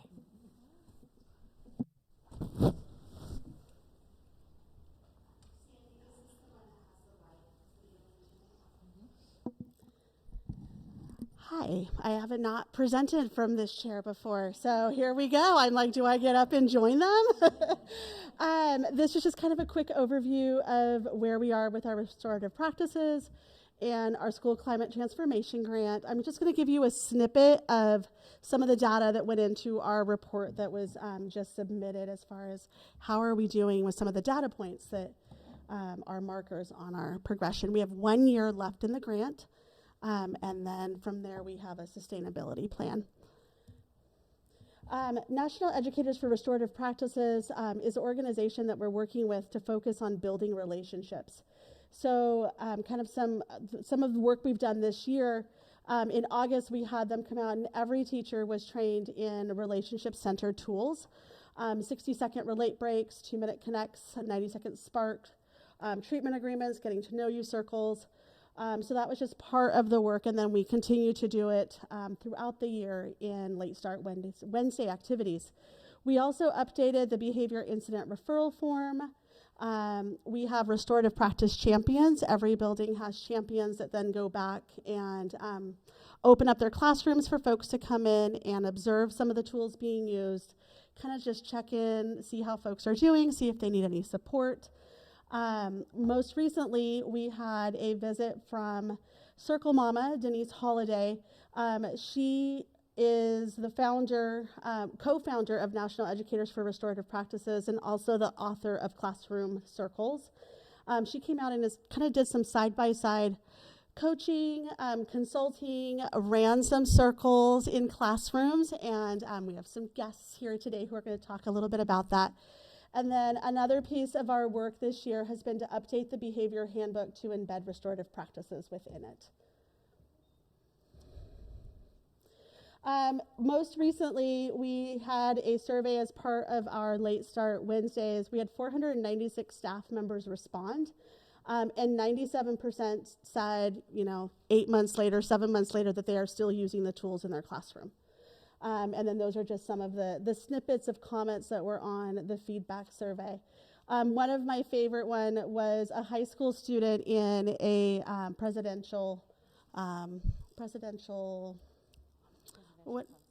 there we go. The President's Council had shared that the group I was in with, this RCL stuff is great. Can students get this training too?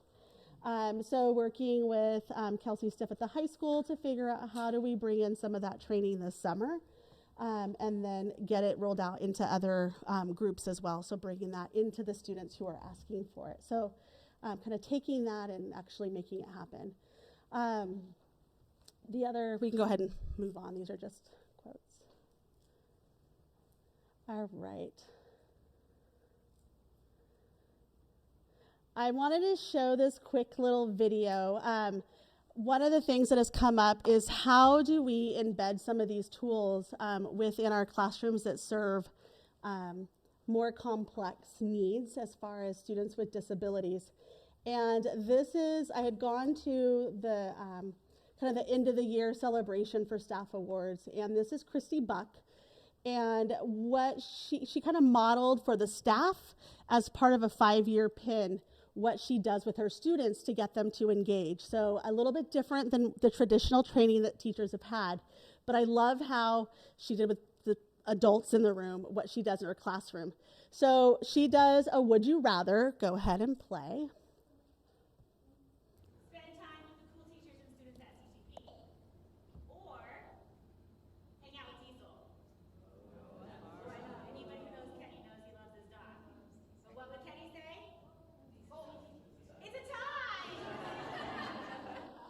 So what she had modeled was one strategy she uses to get student engagement is to do what would so-and-so do rather than a would you rather.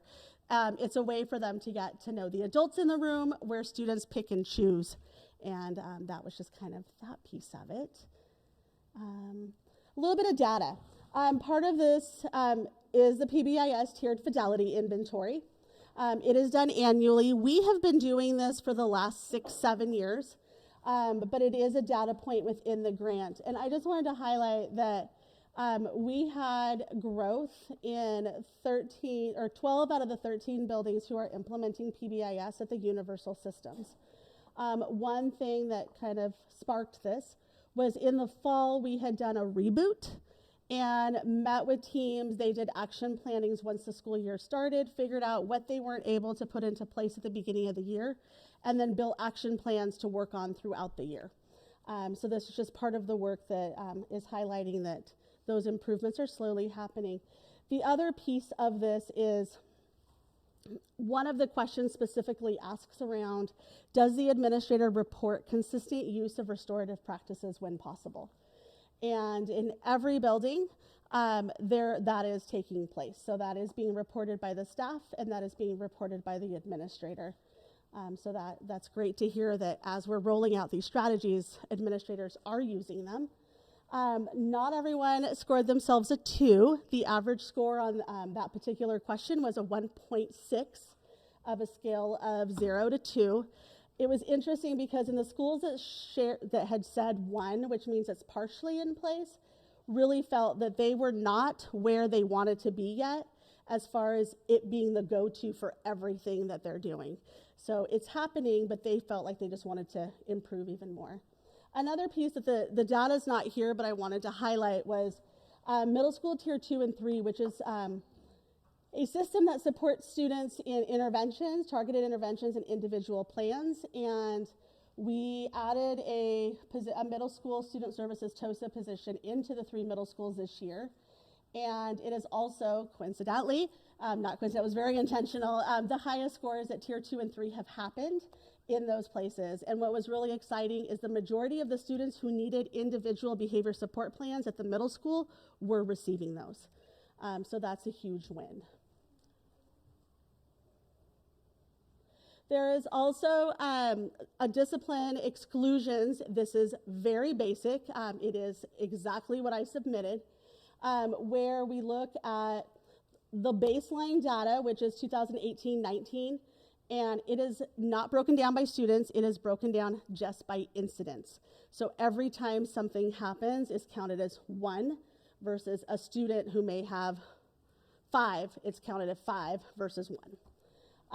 So we had started off 2018-19 with 2,732 individual incidents that led to in-school or out-of-school suspension. 4 years later, that number is down about 40% to 1,619. So our go-to, we're using other strategies. We are reducing those exclusions. The next column over in the white is the number of incidents by students who identify as Black.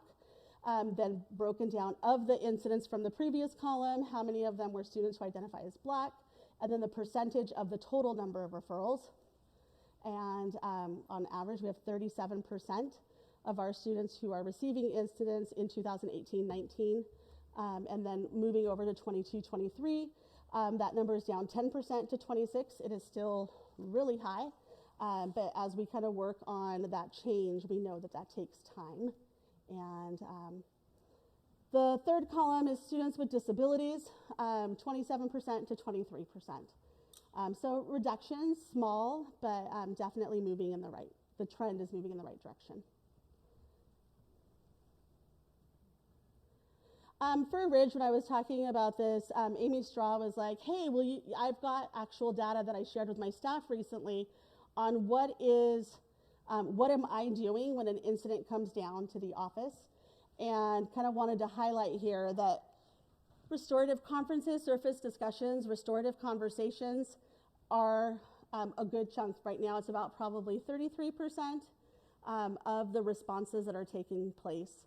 So again, using those when appropriate. The suspensions and the suspensions, expulsions, and the suspensions out of school, those specifically for Ridge typically are drug or alcohol, maybe a fight, but the majority of them are things where it's a substance that we can't have at school.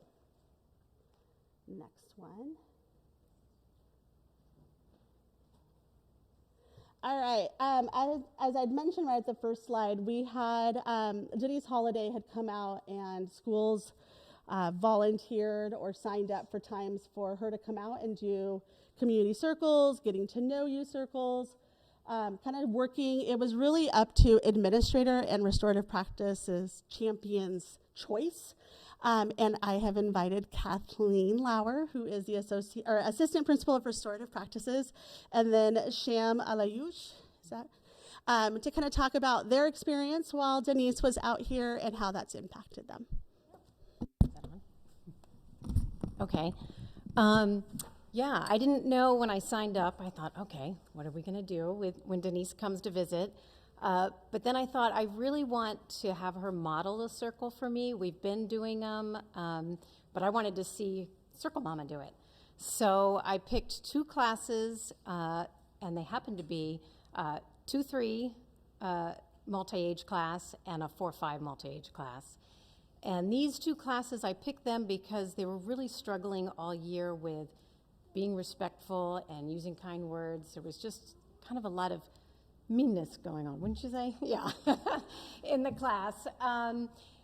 We were doing a lot of restorative conversations throughout the year with these 2 classes. So I thought, well, let's have Circle Mama go in there and give it a try. So she went in and did this just amazing circle. First of all, she just built rapport right away when she walked in there. And then she used this analogy of everybody carrying a backpack. And your backpack, you don't know what other people have in their backpack. Their backpack can be really heavy by just a lot of burdens, or it could be light, you don't know.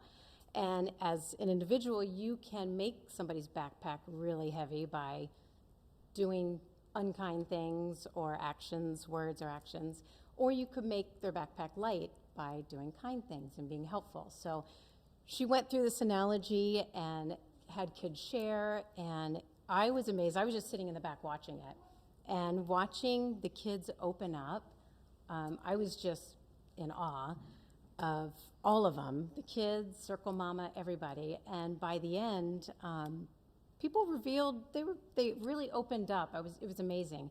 And then after, what was most amazing to me is even after Circle Mama left, everyone was pretty emotional after the circle. So they went outside, get some air, and I went outside with them, and kids were walking around saying, I'm so sorry that I said those mean things to you. I had no idea what your story was. Now that I know your story, and I mean, I've never experienced anything like it. It was really amazing. But I wanted some friends to come and tell you kind of how it impacted them. How do you feel, Sham? Yeah.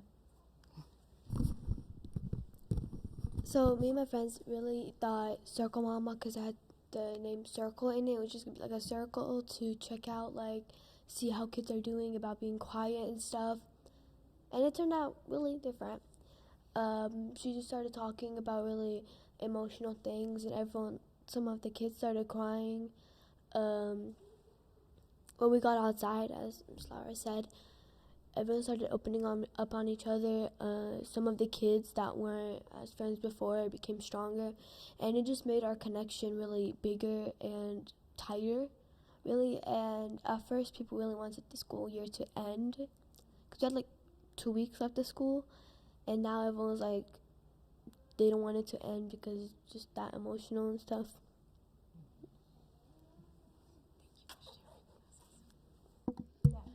So I hope I can do a circle like her someday. It was very impressive. All right, thank you. Kind of looking into next steps, we will have more opportunities to be able to have Denise come out.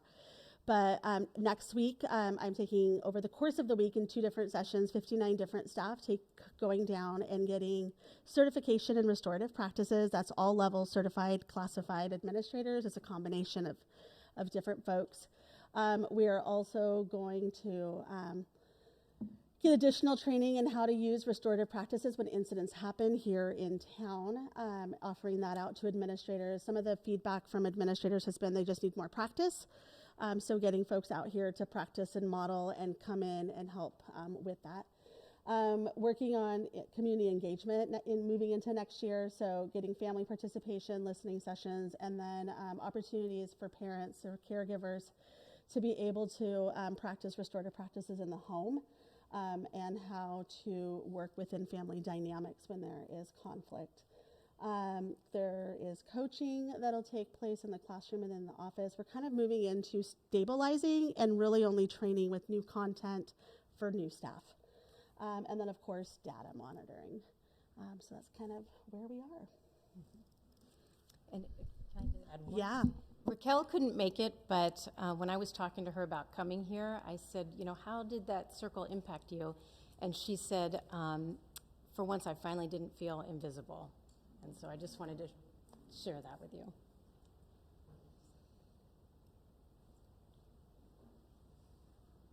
Can we ask a question? Okay. It sounds like you're done. Okay. Okay. 2 questions. First one's a real quick one. You talked, I think last time when you were talking about trying to get an extension for a year. Is that why we have another year, or are we just got the year? We are finishing up year 4 of 5. A year ago, I think when I last talked to you guys, I think it was probably last fall sometime, I had just gotten back from our annual training, and they were saying, hey, if you haven't spent all your funds, you'll be able to continue into possibly a year 6, not with new activities, but to build that sustainability, because COVID impacted some of the actual grant implementation. As of probably about a month and a half ago, it was like mid-March, they're not quite sure. Oh. So we are planning as if we're done in a year with the grant funds, so we have that sustainability, and if we're able to go into a year 6, fantastic. But yeah. Okay, the other thing was in the PBS tiered fidelity inventory. Can you just explain, you have like top one, Cherry Park, 2022, 80%, 2023, 87, yeah. 80% of what? 87%. What? Yeah, so tier 1 has 15 questions. They score on teaming, they score on data, they score on implementation, and then classroom systems. Within that, it's out of 100. You're considered at fidelity of PBIS implementation at the universal levels, somewhere between 80 and 90%. So as we're looking at our schools that have 87 or 97, they're at full implementation. Our schools that are a little bit lower are working towards that. So what we do is each year we do action planning, look to see the number or like the items of the questions that need additional support to get to that to be fully implemented. And then they build an action plan on that and then spend the following year building on that. Okay, thanks. Mm-hmm. And just to piggyback on that, this is self-reported, right? Like the administrators are reporting. No? No. The TFI specifically is an external coach comes in and does a walkthrough. They're looking at our expectations posted. They talk to students and say, hey, do you know what the school expectations are? They ask if they've been acknowledged in some way in the last week. They also ask those questions of staff.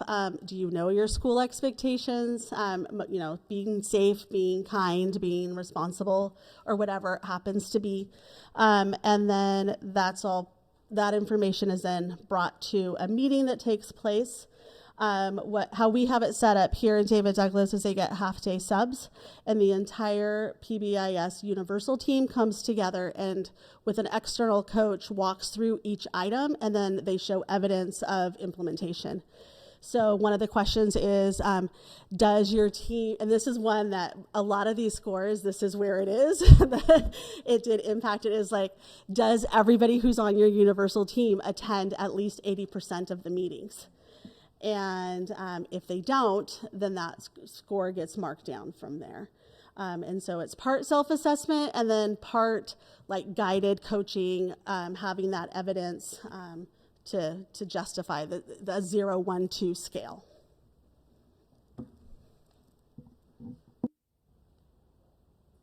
I had a follow-up question, and this is kind of hard to see I'm looking at the data page on the discipline exclusions, and it's hard to see because we just have the baseline and then the current year, but it seems like for specifically the 2 high schools, the trends are seeming to go down except for students with disabilities.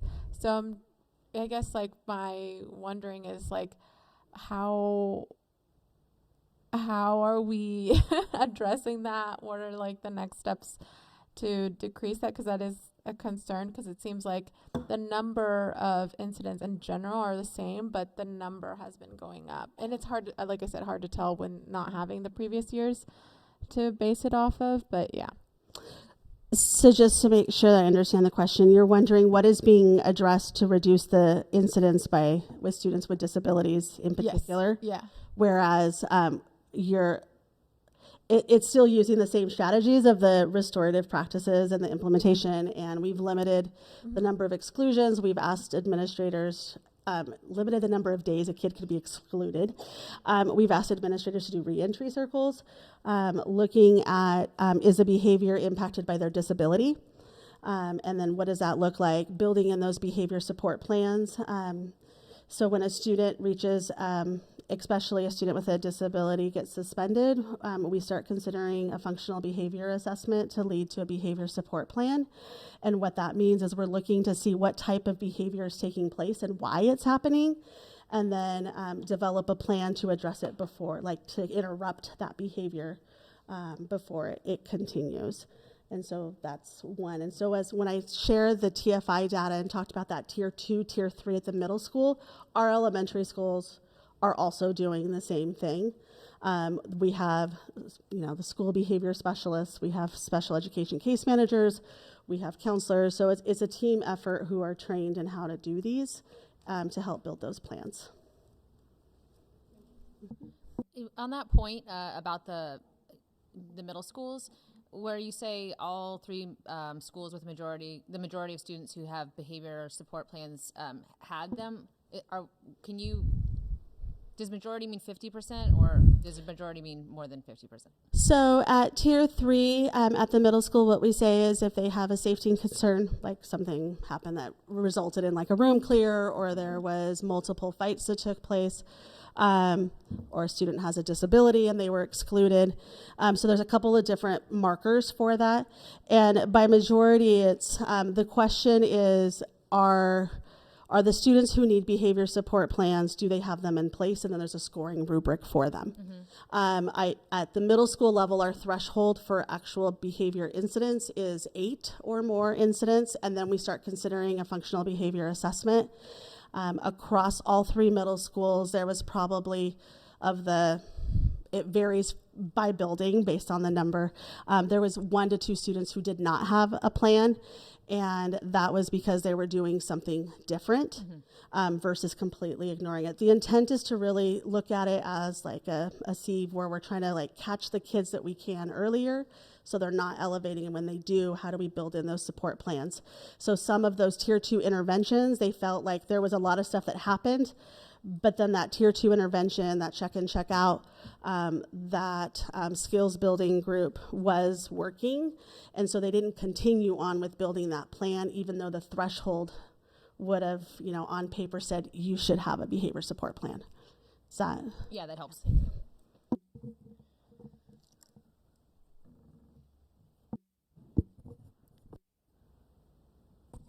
It's something I'm curious about. It might not be able to answer this tonight because it's kind of a big question, but we made a pretty significant investment in district staff, vice principals at every school, specifically to do restorative justice work. And I'm wondering, I'd like to know how those new folks are being utilized in the schools, whether it's kind of like a uniform kind of utilization, whether some of them are just kind of doing the same old thing but kind of plugged into the system that was already happening, or if they're kind of helping to reinvent the system. Maybe that's a bigger answer than can be. I'm looking at Kathleen because she is one. I don't want to put her on the spot though, so maybe she wants to jump in or not. The data that I do have, it's not tied directly to the assistant principals. What it is tied to is the tier 2 team. As part of this TFI, and I'm happy to share you guys with the tier 2 and the tier 3 numbers as well, it just wasn't part of the grant, was that there were increases in the majority of the buildings in the tier 2 team functioning and being in like it's working, like their scores are getting to fidelity. It's what one of the SBSs has shared is, and I think she'll be okay with me sharing this, it's our Menlo Park SBS, our school behavior specialist. She has shared that for the first time since she's been an SBS, she is not responding to some of the little things that are taking place. She's actually able to be proactive and build in interventions. Menlo Park is our first school to receive 100% in a tier 2 at implementation and at a tier 3.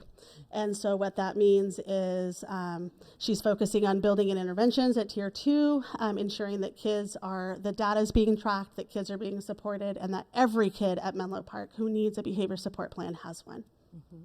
And I can talk for a second. I was the student behavior specialist last year, and we didn't have assistant principals. And I felt like last year I was doing a lot of just behavior management. It was more reactive. This year, I feel like we definitely are more proactive because our student behavior specialists, they can actually run groups, like skills groups. If I notice some kids are having a hard time with regulation, our student behavior specialists can run groups on regulation. And then I can spend time on those restorative conversations. When something happens, I can call the kids in. I actually have the time to do that and do a restorative conversation so they can learn from that experience and hopefully not repeat it. So they're taking the pressure off of you, so you can do what you were hired to do originally, I think without having to put out fires all the time. Between the two of us, we can be a better team, or we can do proactive groups and restorative work, so that we can really build skills, so these behaviors don't keep happening. Thank you. Can I ask a follow-up question? So at the elementary level, you have a fraction of the kids that are at the high school level. And I think that we only had one additional administrator for each of the middle schools and the high school. Does that affect being diluted by just the larger number of kids? Whereas, I mean, my own personal experience with Ventura, it's been amazing having Mrs. Johnson intercede when my son's up to shenanigans and having those restorative conversations, you know. But is this more of a struggle for our vice principals at the middle school and high school level who just have 3 times as many or 9 times as many kids to work with? I don't want to answer that question without looking at the data specifically because I'm going off of memory. But generally speaking, and looking at behavior data just across the nation in just my experience with PBIS over the last 20 years, is that it kind of does this peak. So at elementary school, the incidents are lower. And then we're able to respond in a different way and be a little bit more proactive. As they move into middle school, the behavior incidents increase significantly, but part of that is like, well, they have 8 different teachers now and behaviors are a little bit different, and then it drops off again at the high school.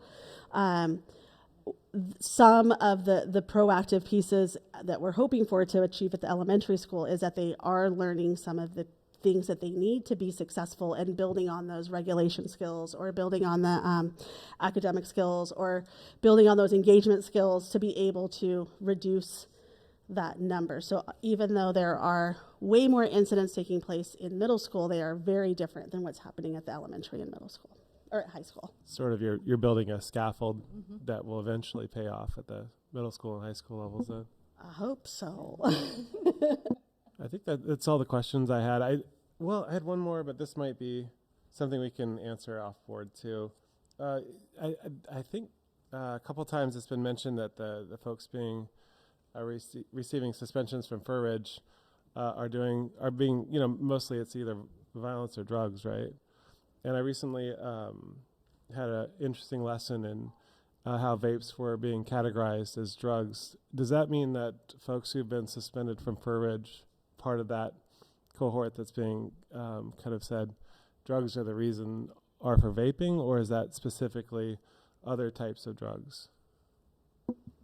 And like I said, this might be an off-books kind of question too, you know? Yeah, and that would probably be a question, you know, like to involve Amy Strahan specifically. There are different interventions that they put into place. I think she's talked about that a little bit before, as far as like, you know, we're going to do things a little bit different here.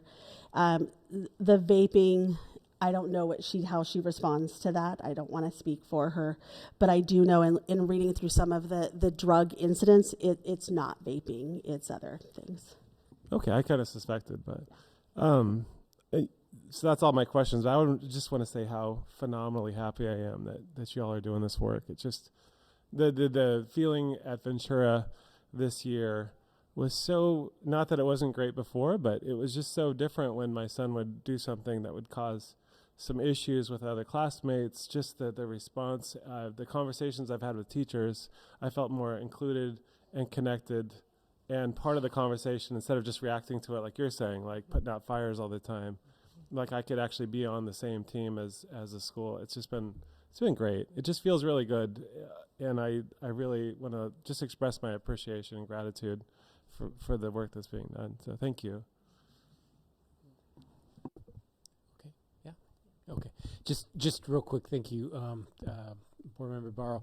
So real quick, a few just gratitudes, and I'll be quick. Number one, I want to recognize and thank the board. You talked about the additional staffing, approving assistant principals of restorative practice. Last year specifically came, making that decision. It is an investment, right? So I do want to recognize the board for thinking about that, approving that, because I do believe it's making a difference and we are turning the dial. Second, I want to recognize and just thank Florence. What you just heard is a hybrid, right? One is the restorative practice. The other is PBIS, which we've been doing for a while. My point is then you add in special education, you add in counseling, you add in a lot of different things where her fingers are. This restorative grant was a huge lift, and she's been a champion of it the entire time. So I just want to recognize her and thank her because she's been doing a full-time job plus this grant, and it is making a difference, I believe, will continue to make a difference. And so anyway, I could go into details kind of next week and everything she's doing, but the reality is just thank you, Florence, for continuing to lead us and support us in this work. 3, I promise I'll be quick. 3 is we have an assistant principal that just finished her first year as a restorative practice assistant principal. So thank you for engaging and leaning in. And Aaron, back to your question, I will say that I believe we have the right people. I believe we are doing the work, but we're not perfect either. Can we revert? Can we get back into, right? We got to continue to train, develop, learn, and make sure that we're implementing practices that work. And finally, lastly, and I'm just going to say most importantly, I apologize, but Sham, thank you so much for being here. Do you mind if I ask? You're a 5th grader? Almost done with school? How many days left? 2 more last day. 2 more days, okay. And do you know where you're going to middle school? Yeah. Where? Floyd Light. What? Floyd Light. Floyd Light, yes. Are you excited? No. No, you're not excited? Okay. Well, we'll see you in 6th grade. And thank you so much for being here and sharing your voice. Yeah. It really does matter, and I'm glad you had a good experience, and I'm glad your other 5th graders did too, so thank you so much. Thank you.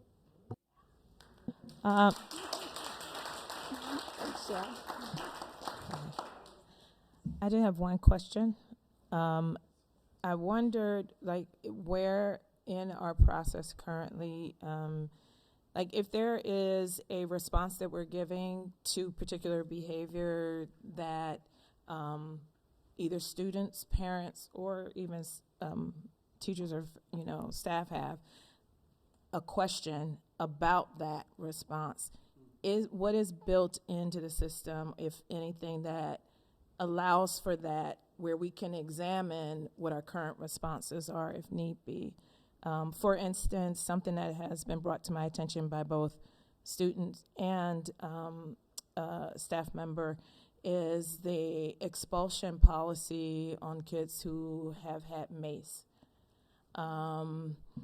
As we are looking and talking about safety in our community and the genuine concerns about safe corridors on our campuses, the fact that our high school students, because of the very early time that they leave for school during the winter months, they are leaving in the dark.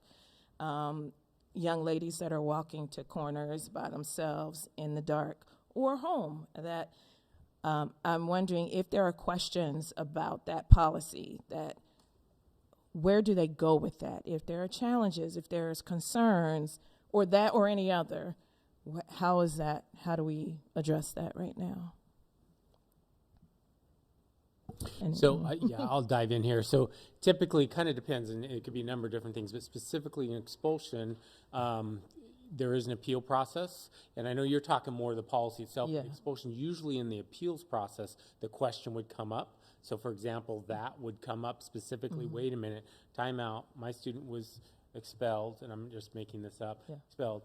We agree, we understand the rule, they didn't, but it was for safety, so we'd like to ask this question. That typically starts with Andy, and he can weigh in here a little bit if he'd like to, and then, the appeal could also come to me, and then depending on what the policy is specifically, depends on the legwork, what happens. Like, we've had an example just recently that came to me. I worked with the principal, we talked about it, there was change. Mace, I don't know if Andy, you want to talk about what happened there? And yeah, Donna, for the points that you brought up, we have had those questions from families. And because of what you said, we've had conversations with our high school administration, and we've started re-looking at that. And we've actually made some reversals in that this year because of the reasons that you shared with MACE. Okay. So if somebody has a question or concern about that, they should bring that to their school administrators, or do they bring that directly to your office? Well, usually, but when it comes to me, that student, there's an expulsion. They've had an expulsion, and then they are appealing that. Is that what you mean, or do you mean prior to that? Prior to that. Yeah, prior to that, they would go to the school administration. Okay. Yeah. Okay. Thank you. So I was wondering about this too, because I recently had a question that I wanted to elevate above the school administration, but I didn't want to go nuclear, so to speak. And when I went to David Douglas's website, say, who do you talk to? The only directions I could find were the policy that shows you how to go nuclear, And I don't know, maybe we could have a conversation about this in the future. could we build other options for folks and for parents? And it's still, even reading through the policy, on the policy committee, or not a committee, it's the policy, I had a hard time figuring out what I was supposed to do. And I consider myself to be fairly literate in this area. So maybe long term we could have a question, like some sort of conversation, like maybe there's other scaffolding that we can build into the system where if some people do have questions and it goes, they're not getting their questions answered in a way that's really satisfactory, is there another way to ask somebody without having to turn it into an appeal or some sort of like adversarial process, you know? Kind of doesn't seem like that adversarial process really aligns with the restorative justice model anyway, you know what I mean? It seems like a Q&A where you say, you have this problem, this is your first, this is what I do when someone approaches me. What, have you gone this step, and I've done it for years, even as PTA president. But maybe that's something we could have on the website where we explain what are the steps so that, because so often they are resolved at the school level. But a lot of people, well, they'll jump right to the board when we're the last ones they should be coming to it. It's got those other steps, and usually they get resolved before they ever get up here. So maybe some way to educate and maybe put on the web, you know, the steps. They're just simple steps. Yeah, I think that's a great idea. Well, also, that we could look at policy and change policy, because I think what you're referring to is in policy, it has to do with public complaints, which everyone has a right to file and kind of go for. But there is a step to have a conversation and call, and I will invite right now. I know there's only so many people in the audience and we can do better, but anytime anyone has a question, that is why we're there. And we get many calls. So, I mean, there's the expulsion process, there's a formal process, but we also get many calls that Lori and Sandy answer and kind of go to the next step. And we typically are trying to answer questions at the lowest level. Where are we at? Trying to resolve. And then we also let families know there is a complaint process if that's the direction you want to go as well. But what I hear you saying is, do people know to pick up the phone? Do they know that, you know, they can call the superintendent's office, and there will, this part I'm very confident. If there's a call, there will be a response, there will be follow through. That's, you know, that's the good news. It's in place. The question is, how do we do a better job of communicating to our families that there is a process, so we can look at that. And our webpage is one place, but also, you know, maybe the handbook, maybe, I mean, there's just different ways we might be able to communicate better is what I'm hearing.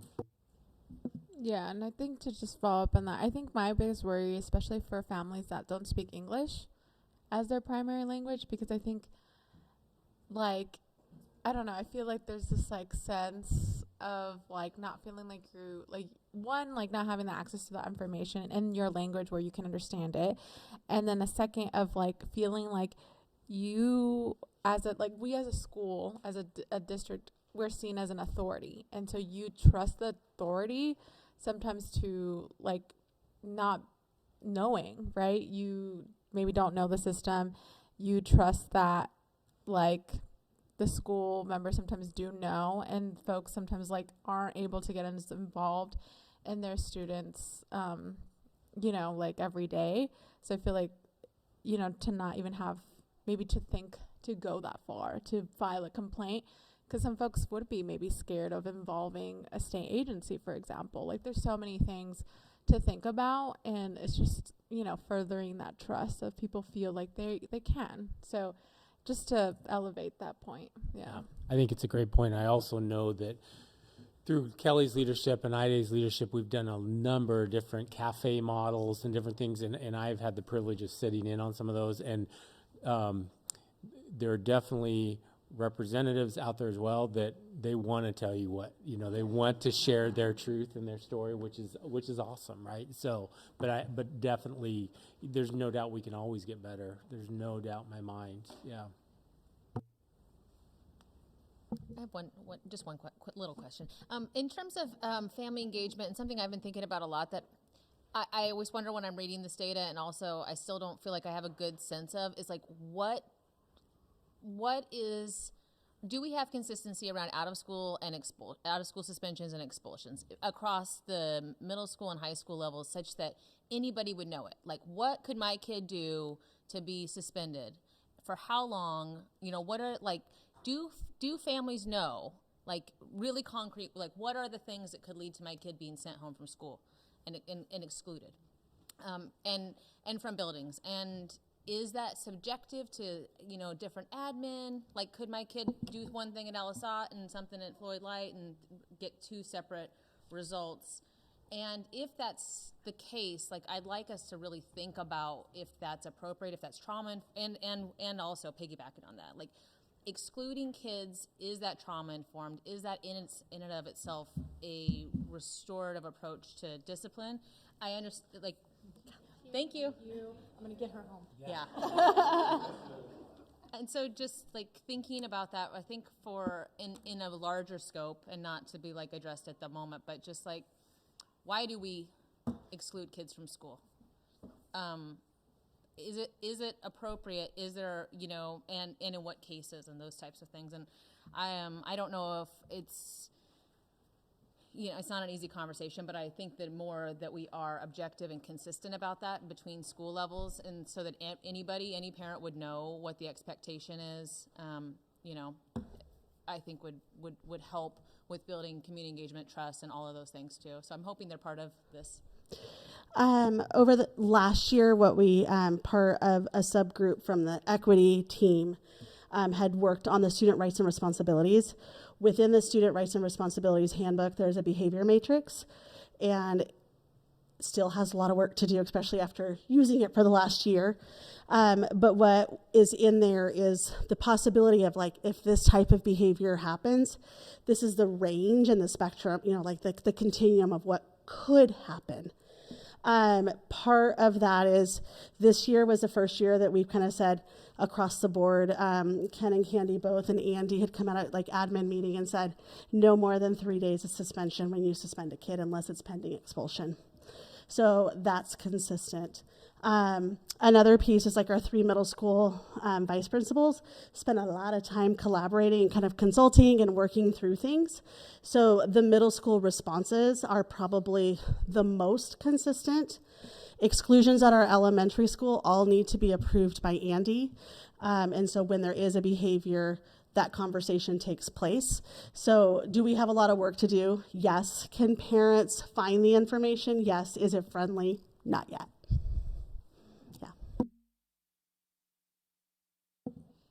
Thank you. Thank you very much. Okay, so we're going to move forward to our teaching and learning update and attendance. Presenters are Brooke O'Neill, Raquel Zimmerman, Francesca Altman, Cameron Cross, Elise Hall. We just call them the Dream Team. They are you know, and I would concur, they are the dream team for sure. I am so lucky to work with this team each and every day. And I hope as they present tonight that you can hear their commitment and passion that I get to witness each and every day in working with them. But I don't know about you, but either I'm tired, but I totally teared up when Sham was talking about the restorative circle and wanting to be in school. That got to me, and that's what we want to hear each and every day, that kids want to stay in school. I also wanted to follow up with our assistant principals, the impact that it has allowed our principals to be the strong instructional leaders that we need them to be, because before they just didn't have the capacity to do all of it. So it's been really great this year to be able to work with our elementary principals and actually do professional learning and implementation of our core language arts adoption and ECRI and have that time. So we definitely feel the impact of having assistant principals. So I really want to echo the thank you for that. So you're getting to know this team pretty well. This is their 3rd time in front of you sharing our data, and today is going to be year-end data, but we're going to start with attendance because we know that kids benefit most when they're in school. So we're going to pair attendance with year-end growth data, talking about next steps, looking ahead, what are the next steps now that we have this data, and then we're going to end with a data dashboard that Cameron created that you're going to have access to if you want to drill. I know we're really excited about it. He's worked countless hours on that to drill down just even deeper if you want more data. So we're going to start with Andy today. I'm going to turn it over to Yeah, let's go ahead and announce the dream team and then me. So it sounds great. And it's getting a little old. Every time I present, either people leave or there's like a fantastic kid that presents right before me. And then I get to present some riveting Attendance data. I said I was going. I was thinking I was Sorry. going to be short and sweet. I Andy think Long, I'll be ladies and short. gentlemen. Thank you. Let's go. Let's go. I was going to be short and sweet. I'm going to be short. I will not be sweet, Sandy, please, because the attendance data right now is just not. And so 2 things we're going to look at today. And Brooke, after leaving me off the Dream Team roster, she also said I had less than 5 minutes. So I'm going to do my best here. So thank you. But I think what I really, in all seriousness, what I'm going to do is try to talk about 2 things, and they are what I would consider kind of high-level attendance, but that's kind of where we're at this point in the year. I'm going to talk about our discrete monthly attendance summary, which I think we've seen before here, and then I just want to share some elementary regular attendance with all of you, and then we'll pass off to the real Dream Team. So thanks, Sandy. So what you're looking at here is just a bunch of numbers, and that is something through Derek's team we send out to our administrators, to our counselors, to our secretaries every month. And on the left, you see our average daily attendance, and on the right, you see our chronic attendance rate. So that's students with an attendance rate of less than 90%. So the high-level stuff here is if you look, you see all of our schools on the left, and then you see elementary. If you move all the way to the right, you see our chronic rate for this year. This is September through May, is 37.4%. If you go to middle school, our chronic rate is 36.7%, and then high you see is 44. So it's not sweet data.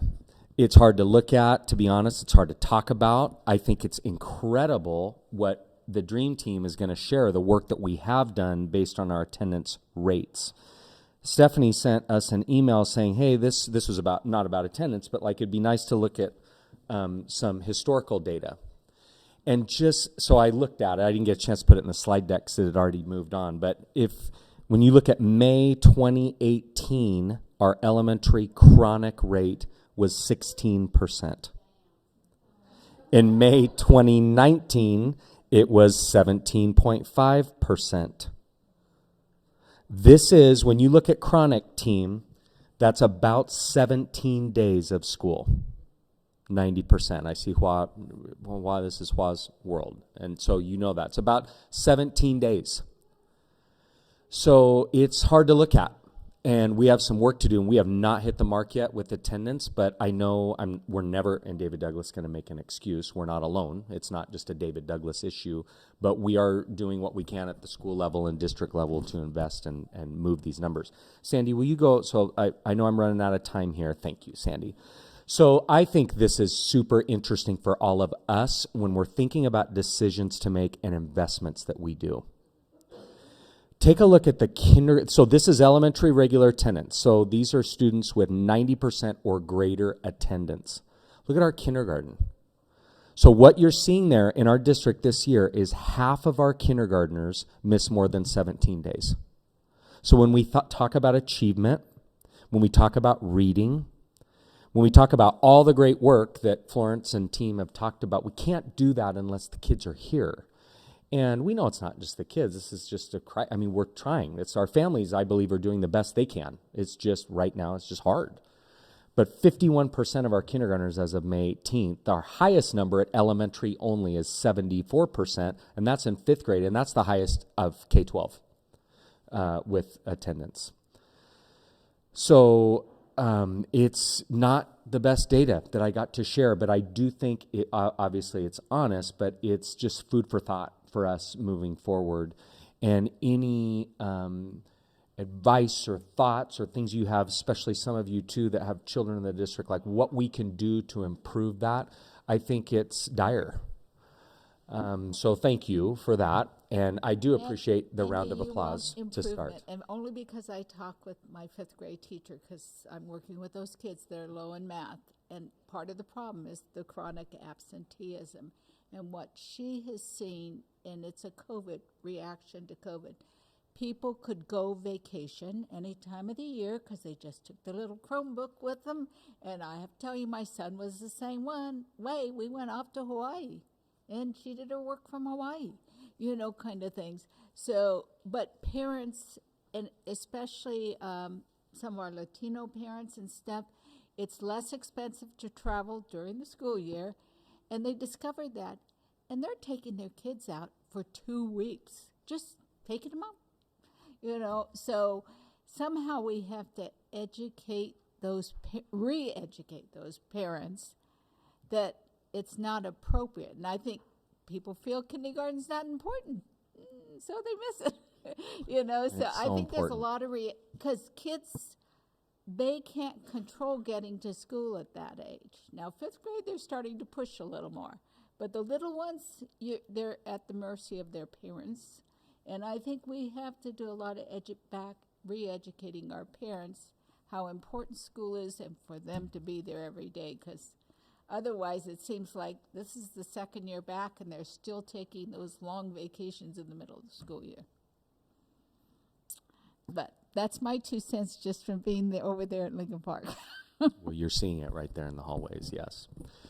Okay, I think at this point I'm going to pass it to Ms. Altman, I believe, who's going to talk with us a little bit. We're going to change direction here and talk about reading and an assessment we have called DIBELS. Thank you.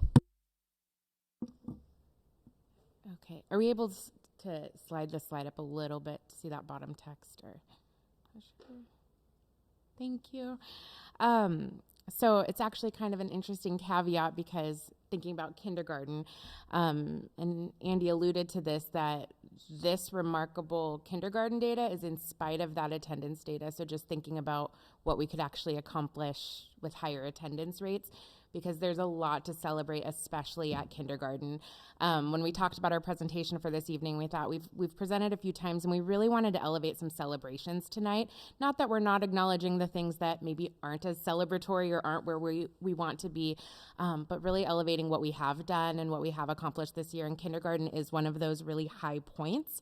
So, as has been shared, we've really emphasized ECRI instruction, which is that systematic, explicit, foundational skills in reading instruction for our kindergarten through 2nd grade students.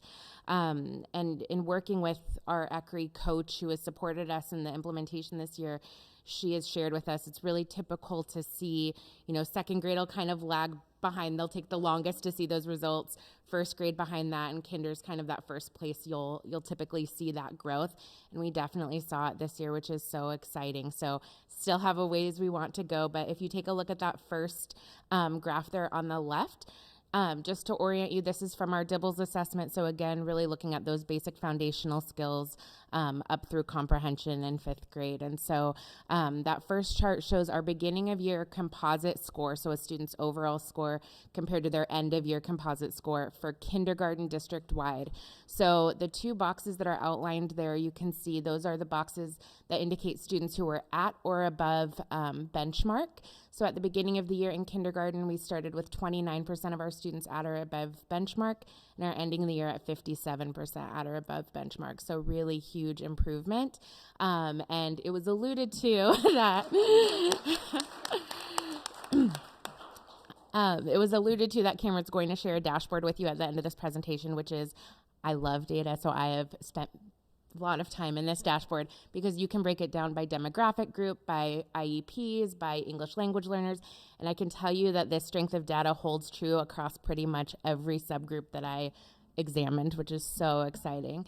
And then if you look to the right, you'll see our K2 composite. So again, looking at all of those grades that started ECRI this year, and not just ECRI, but also our implementation of our core into reading program as well. So overall, not as huge of a jump, but still pretty huge for 1 year, especially considering the expectation in the first year of implementation is typically a reduction in progress. So this is in spite of and in excess to that. So started the year at 33% of our K through 2 students at or above benchmark, and ended at 46% at or above benchmark. So we can go ahead and move to that next one. So this is for our 3rd through 5th grade students. They do not receive that ECRI instruction because it is a curriculum built for K2. It doesn't actually exist for grades 3 through 5, which is a question we've gotten. So they, in this case, that growth is a little more modest, but we still did increase. And again, in spite of that expected implementation dip, we did still see that 2% increase in students at or above benchmark in grades 3 through 5. And if we can go to that next one. So this is just another way of kind of looking at that data. This is that divergent bar chart. And just a couple of things we really wanted to highlight here. So we had 3 grades that increased the percentage of students at or above benchmark by at least 10%. And those were kinder, first, and fifth. And you'll see also second, third, and fourth grade show up as not reducing that the percentage of students well below or below benchmark. And again, I think I've said this before, not to make excuses, but those are students who were in grades K through 2 during COVID. So we know that some of that foundational skills instruction looked a lot different during that time. So continuing to work to fill those gaps while also ensuring that those students are getting access to their current grade instruction so that we don't just keep widening that gap. And I think looking at this data, you know, one of the things we really want to celebrate here is our kinder group of students who, this is actually, sorry, I should really orient you to this. This is actually the end of 21-22 school year and 22-23 school year. So this is end of year to end of year data, which is different than the one before that I showed you beginning to end. So this is not cohort data because it's not, those kindergarten students are different students than those kindergarten students, but just to give you kind of an idea of what we're looking at, we ended the year with 16% more kindergarteners being in that at or above benchmark range than we did last year, 9% at first grade. We see those dips, like we mentioned, I think second grade stayed about flat, an increase of 1%. A dip at third and fourth grade, and then a 5% increase at fifth grade year on year. And just in sharing this data too, before we go to the next slide, I just want to indicate that I think this really would not have been possible without a lot of people being very devoted to this work. I think our student achievement specialists, our in-school instructional coaches have been entirely integral to this process and have just really taken on that implementation and in-school support. And I think just having that constant, highly trained person in your building to continue that conversation just has made such an impact on us being able to see these year-to-year increases, which is so exciting. And then if we want to go to the next one, I just wanted to share one more celebration here. Again, focusing on that kinder group, that's just been so exciting. So this is, again, a year-to-year comparison. So comparing 21-22 to this year. This is maybe my favorite one, is that we, this looks at the percentage of students who made typical, above typical, or well above typical growth. And that was 35% of kindergartners last year and 60% of kindergartners this year. So a huge increase in the percentage of students making that, that growth line. And if we want to just take a look at the next slide, that is from an end-of-year implementation survey that was conducted. This is teachers' self-reported usage of HMH, which is our adopted curriculum. So our hope here, you can see in that box, our minimum expectation for year 1 of implementation, that would be really that our teachers taught what are indicated as priority lessons on the weekly plans, and that they administered the designated assessment at the end of each unit. So that would be our minimum expectation for year 1 of implementation. You can see there 39.9% of teachers met that. But we had actually an additional 25.3% of teachers exceed that by teaching lessons in addition to those that were required, and actually 20% of our teachers overall who not only implemented the full curriculum but also explored those other additional components that were provided. And so when you take into account all of those plus those who this wasn't applicable to their role, so like our principals, for example, aren't going to have a rate of usage, but they were able to take this survey. We actually had over 90% of our elementary teachers self-report implementation at that level for year 1, which was very exciting. And I will hand it over to Elise on where we're heading next. Thank you. I also want to say a thank you to our principals and our student achievement specialists as well. That's made a huge impact at the building level. And also thank Francesca in the work that she's done and thanking the board for having that position, because that's made a huge difference in our ability to really learn the curriculum, our ability to respond to questions.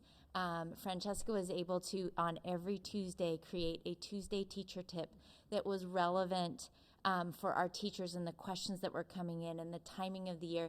And I believe that at the elementary and the middle school level, there was over 60 teacher tips sent out every Tuesday this school year. So we're really appreciative of the help, and we think that that has made a huge impact in what you see in that data around the implementation at the elementary level. So looking ahead, you can see there we have a K-5 curriculum mapping for reading, and that is starting next week. We're really excited. We have a team of teachers and instructional coaches and LDSs, or language development specialists, who are joining us to review the curriculum and look at the pacing that is appropriate for our school year, look at those priority lessons, and hone in on what those high impact lessons are, really develop an assessment plan that meets the needs of our teachers and our students and fits within our school year, and update the essential agreements to align with the science of reading and the recently published Oregon Early Literacy Framework. We launched that work on Wednesday of next week with a focus on that Oregon Literacy Framework and learning about the science of reading, so that all of the rest of the mapping process will include strong instructional practices. We do have some of our teachers who are in the letters cohort who are also participating in the mapping process, and so we're really excited about that input and that collaboration between all of our teachers in developing those curriculum maps for next year, for year 2. In addition to that, we are looking at ongoing curriculum coaching for teachers and developing look-fors for administrators to provide feedback and those great questions to deepen our implementation at the building level. And year 2 is going to be kind of that pivotal, critical year to really get into the curriculum and see that impact for students. In looking at other districts who've implemented a high quality instructional materials, their feedback is that they see the really deep impact in year 3 with the student outcomes. And so we know that year 2 is the time for us to really deepen our implementation and continue our focus so that we can see those impacts in year 3. And finally, we will continue our ECRI focus. So we'll look at continued coaching support for teachers. We're offering training for our instructional IAs, and that starts during our new staff orientation in the week before back to school week, and it is a paid opportunity for any of our IAs that want to be trained in ECRI to attend. And then we are also addressing instructional barriers with a survey to our teachers to see, what is causing you in just in the systems in your classroom that doesn't allow you to be able to present and instruct ECRI as it's designed. So perhaps your DocCam has kind of a lagging feature, or you're not able to present the materials in a way that all students can see. So we're really looking at how we can support our teachers in better able to present the materials in the best instructional methods. So those are some of the exciting things that we're looking ahead for elementary. Okay, so jumping ahead to middle school, also year 1 of an implementation, McGraw-Hill Study Sync at the middle school level. So you can see here again, looking at that growth, we are seeing small incremental growth at the middle school level in reading. If you look, this shows our fall versus spring reading inventory performance for grades 6 through 8 district-wide. So our percentage of students at or above grade level increased from 36 to 42%. Of course, we would like to see that increase be higher, but again, referring back to that implementation dip, we're happy to be ahead of flat in spite of that. And so hoping to see even more growth next year. And I think part of that, if you can go to the next slide, part of that is really looking at how can we increase usage and support at the middle school level. So this usage data looks a little bit different than what we just presented for elementary. So in this case, our minimum expectation for year one would be teaching and assessing 3 to 4 units in their entirety based on what's called the priority pacing guide, which is kind of a limited scope of lessons that addresses all of the standards. So that is what we would hope to see for year one. It looks on here like that's the highest level of implementation, but there was also an advanced section. We just didn't have any teachers self-indicate in that portion, which is why it doesn't show up here. So you can see 7% of our middle school teachers identified as using the Study Sync resources to supplement their instruction. 64% self-rated as basic, so teaching and assessing 2 units in their entirety. And just to give scope, it's designed to be a 4-unit year, so to give that context. And then 28.6% of teachers self-reporting as teaching and assessing 3 to 4 units in their entirety. So Elise will share a little bit about our plan for middle school heading into next year. Thank you. So again, modeling it off of some of the similarities with elementary, we are looking again at curriculum mapping for grades 6 through 8 for language arts. We do have a team of middle school teachers who have volunteered to work together to look at the pacing of the units and the lessons, to identify those priority lessons and determine our assessment plan. We're also excited that this year we went through a really deep, intensive process to choose novels that would be a focus, 2 novels for every grade level, with looking at implementing 1 novel starting next year. We used our equity lens for that process, and we'll be embedding that novel study within our curriculum mapping process. And then finally, we'll be developing curriculum look-fors for our administrators to use so that they can, again, be able to partner with teachers and provide observation feedback and support for our teachers. I would like to note that one of the differences at the middle school level is just that it just looks different at middle school between all of our middle schools. And so that's a little bit of something that we are working on, how to best support our teams. We know that some of our language arts teachers are teaching language arts and social science, and then others are teaching language arts, and others are teaching language arts and intervention. And so just really trying to develop a way to best meet their needs as we continue to look at implementation of Study Sync. Thank you.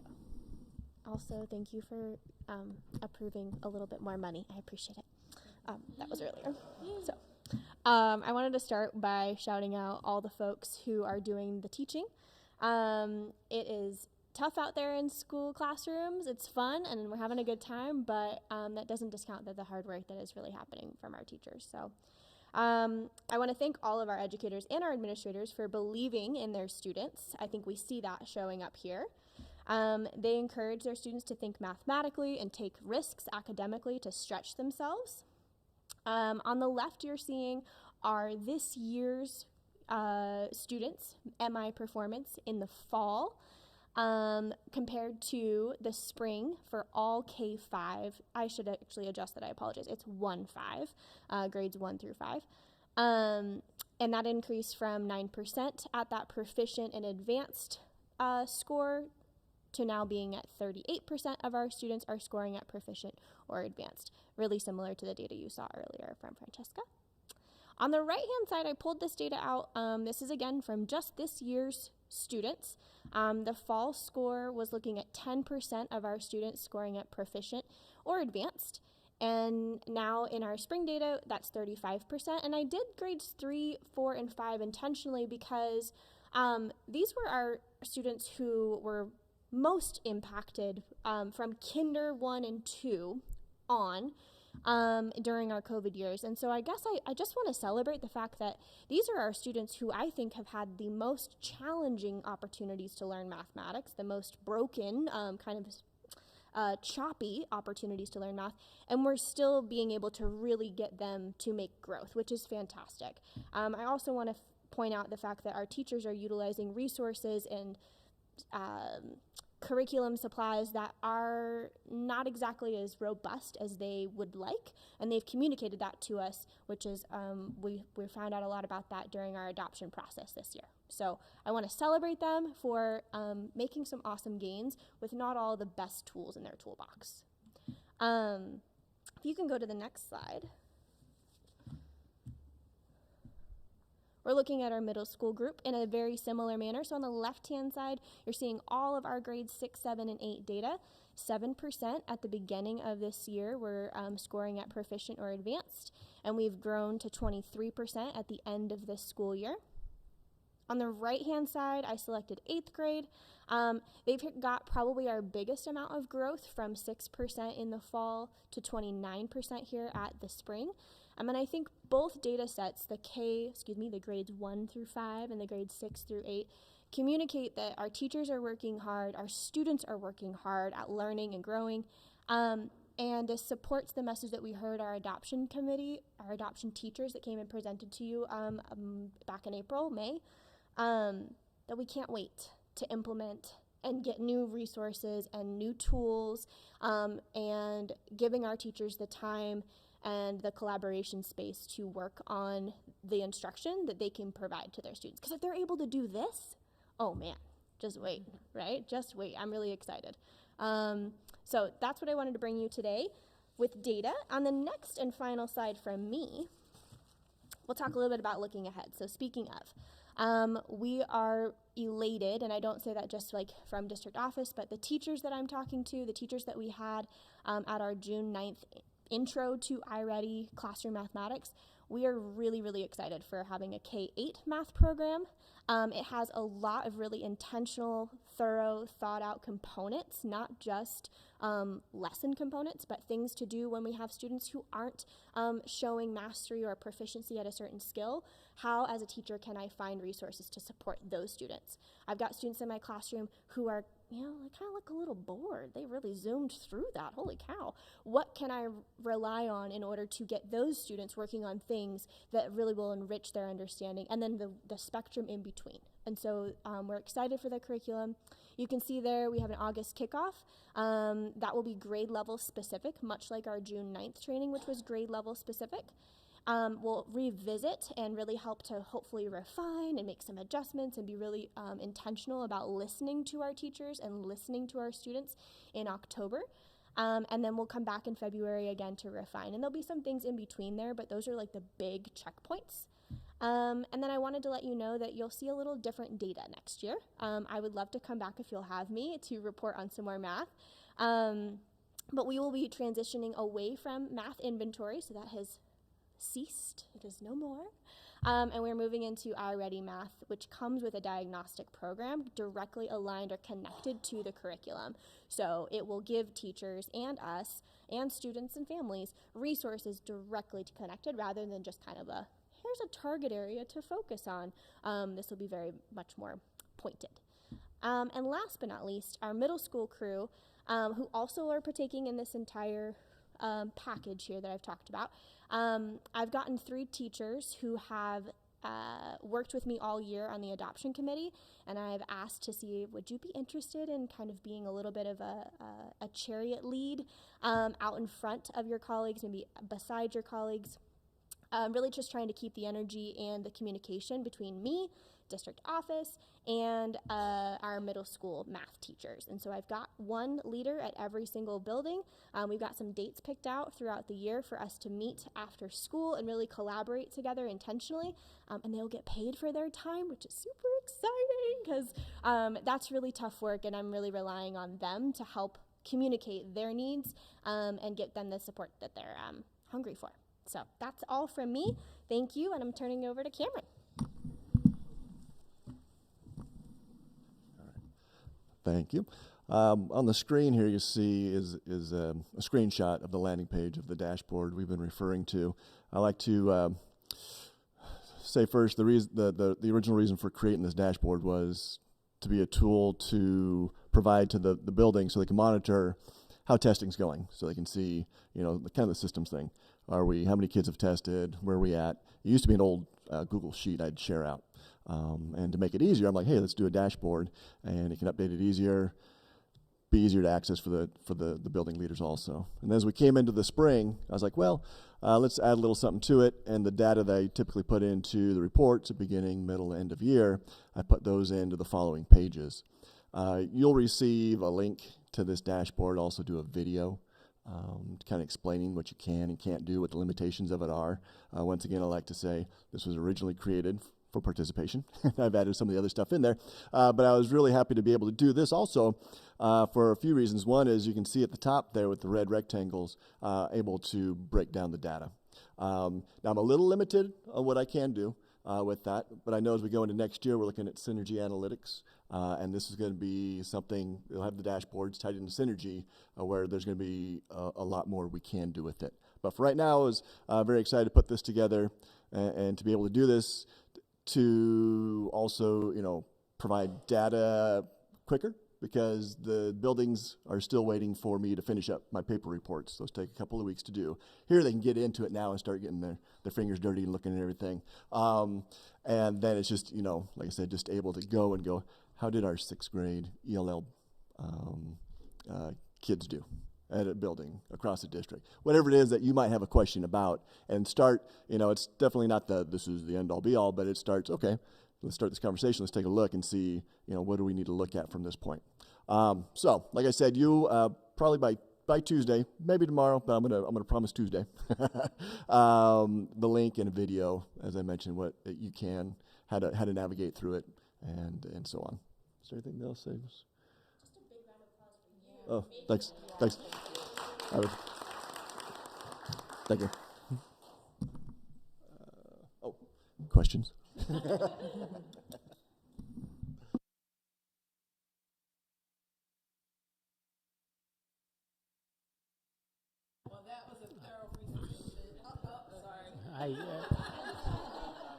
So if we can go back to slide, no, I'm just kidding.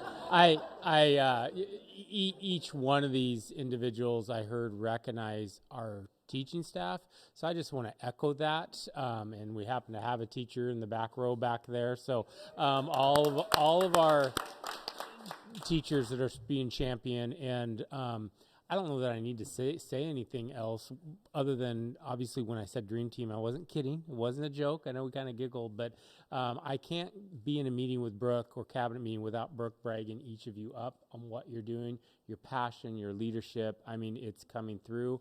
And again, one more time, a good culture in education celebrates growth, right? And there is growth there that is tremendous. Is it where we want, right? Do we want to be at 30% or do we want to be at 80%? And this team, I know, is not settling, but when we can say, look, what we're doing is working and how do we continue that? I'm just so happy, thankful, proud of teachers, of leadership, of connections, and I'm hopeful for the future as well. So I want one more round of applause just to say thank you. Lots and lots of work and hours, and it is recognized. All right. Well, thank you so much for all your hard work and everything that you are doing for our kids. We greatly appreciate you. Thank you. Yes.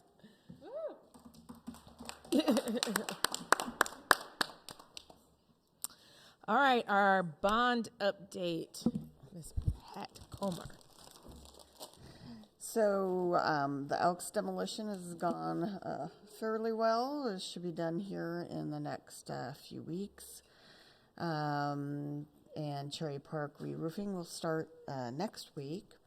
We're already planning for 2024 summer projects, Alsot, Cherry Park, Gilbert Heights, and Gilbert Park. The schedule of projects and kind of timeline is on the website. So if you go to the bond page, you'll see that on a button down at the bottom. And we've picked our low voltage consultant, which is Landis Consulting. We're still in the process of selecting special inspections, and we just are closing commissioning. We did get our CMGC selections narrowed down, so we were down from 8 to 4. We'll be interviewing the week of the 26th, and we'll probably bring you a selection at the next board meeting for approval. We have started to schedule the next Bond Oversight Committee meeting for July 17th, and Lori will be notifying folks probably, if not tomorrow, next week. Any questions?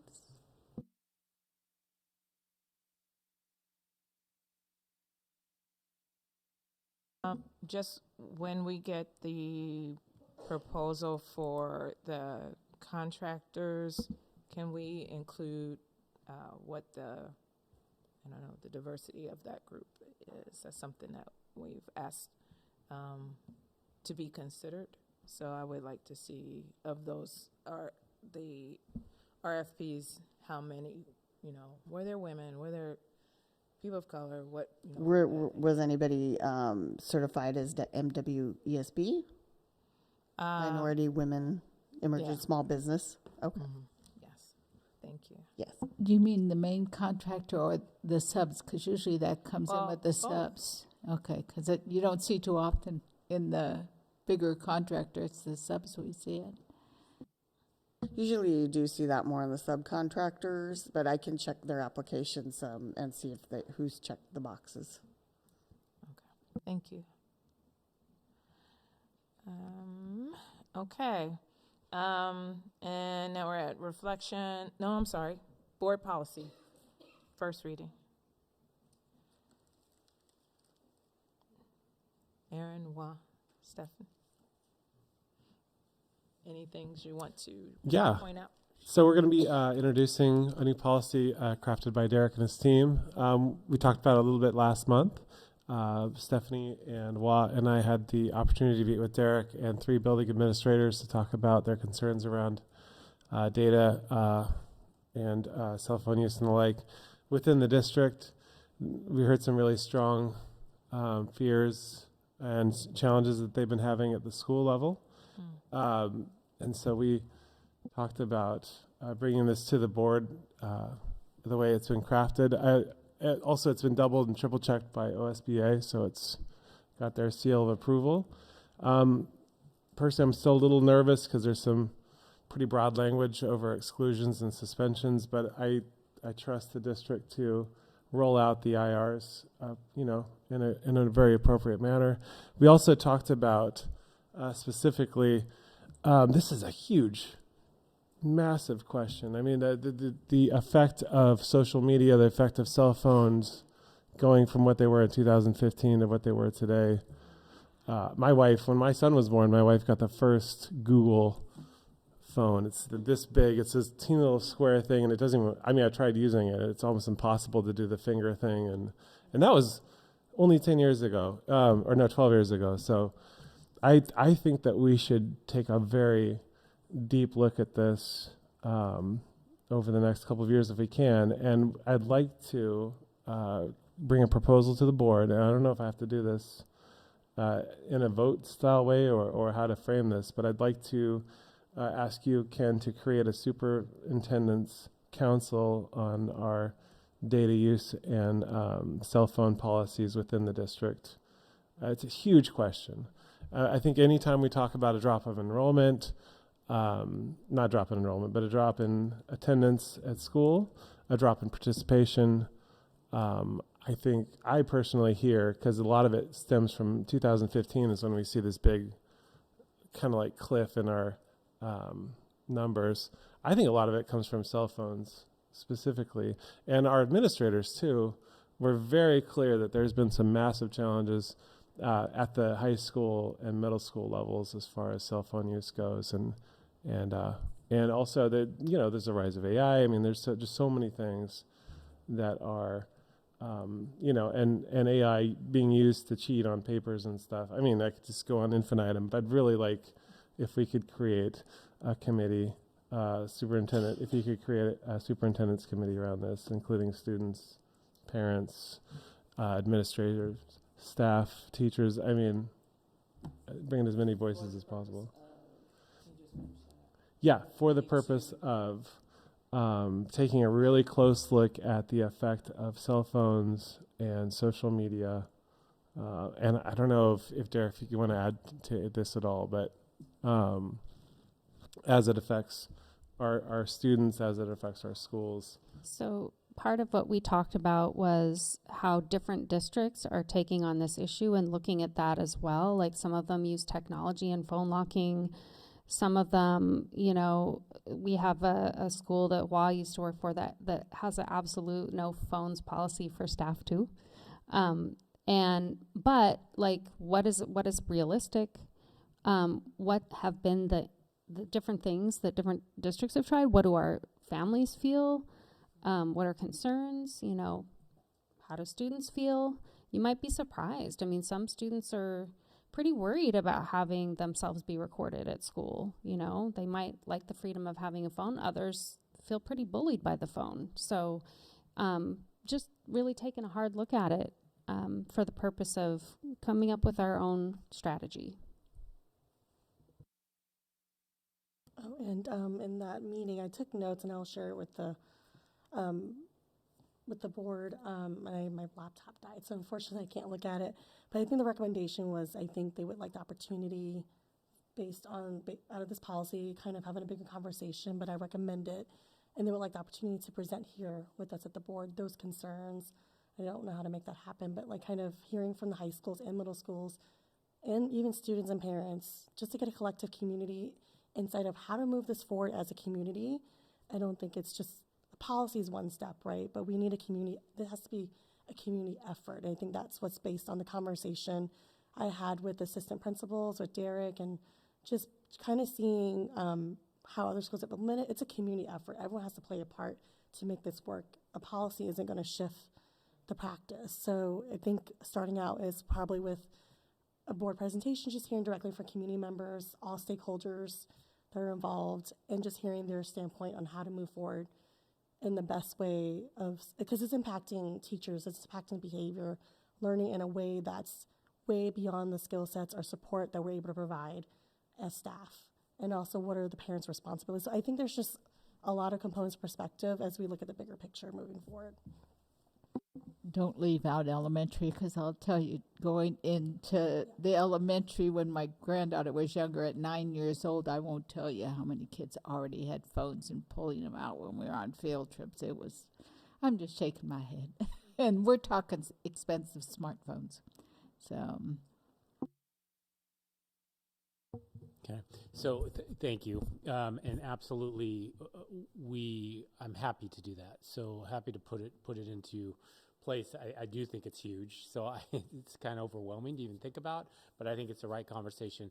The thing that I might shift on a little bit, just to be totally honest with you, is it might not be a superintendent's advisory, it might be a district advisory. Kind of think about council and think about staff. And I don't do this very often, but there is with bond, with our safety, with capacity. Again, I will be there as much as I can, but I also think we're starting to hit some capacity issues and thinking about how different staff can play different roles. So just being transparent there, that in my mind, I don't know if it will be superintendent's council advisory or more of district council advisory, and thinking about how we staff it together and partner with it. So I'm just sharing that, but again, we can definitely move forward. Can you explain the difference between them really quickly? There really isn't. The one, I just feel like if it's superintendent advisory, I'm there every time, and I probably will be there every time anyway. But with our bond oversight committee, with a lot of different bond work, there's just some things going on with bargaining next year that's going to be kicking in. There's just some things I don't want to overcommit. So really the reality is what we could call it a family advisory, because that's what we're talking about, getting input from students and families. We could talk about which board members want to be liaisons to that. And then as a district, it's less about superintendent, I'm doing the invite. And it really could still be superintendent, and there's a designee there. I'm just framing it. I don't know. I'm whining. I'm sorry, but No. I'm I sharing just some want, information. yeah, I wanted to clarify because I was like, what does that mean? Yeah, there really isn't, from between those two words, there's a difference. Is committee, when it's a board committee, that's more formal, that's board appointed, that's, we have minutes taken, there's a structured process there. Advisory, we could call it feedback group, we could call it advisory, that, yeah, absolutely. Thank you. Yeah, that's initially we were talking about creating a committee, but then those exact concerns are raised that it comes with a lot of caveats and a lot of weight that maybe we don't have the bandwidth to carry. Maybe we should have the bandwidth to carry that. And so I'm totally open to taking your lead and the proper level, of committee or advisory to take care. I'm not trying to add to your, Yeah, that's great. Thank you. Any other? Just for clarity, because I heard two things. Yeah. One, you were saying a report of where our district is with the technology use and impact of it, I guess.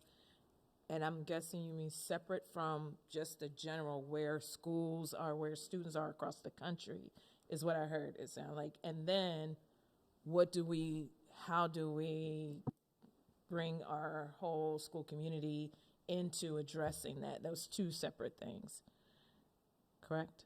That's correct. Okay, I just wanted to make sure. And I do want to thank you, Derek, for bringing this to our attention and getting ahead of this. I really appreciate it, and for taking so much time to listen to our administration and the needs that they're bringing to your attention. I think. Agree. Honestly, as a parent, I was surprised at some of the things that are really going on. Listening, and that's why I don't want it to just be families and youth. People need to hear each other.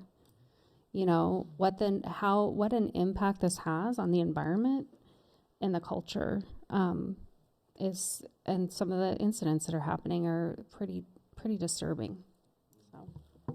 I just wanted to add, really the credit goes to the secondary principals. They're the ones that brought it to me, and then we met several times before we brought it to the policy work group to try to identify what we think other districts are doing that could be helpful. An extended conversation, including more, sections of the community and a bigger, broader conversation about just what are the implications of these tools, and social media is a good direction to go. And it is a large body of work for sure. People are going to have very strong opinions about it on both sides. So there's a lot to sort through there. Can I bring up something from here? What related to this policy? Yeah, on this policy. One concern I have about the language, and is it okay to talk about the specific language of this now? Okay. Mm-hmm. The fifth paragraph, I'm concerned about, especially the first sentence, students are subject to disciplinary action up to and including expulsion for use of electronic device in any manner that is academically dishonest. I mean, most of it reads pretty clear to me, but that specific language, I'm really, it makes me nervous. What does it mean to be academically dishonest, especially with that large of a punishment?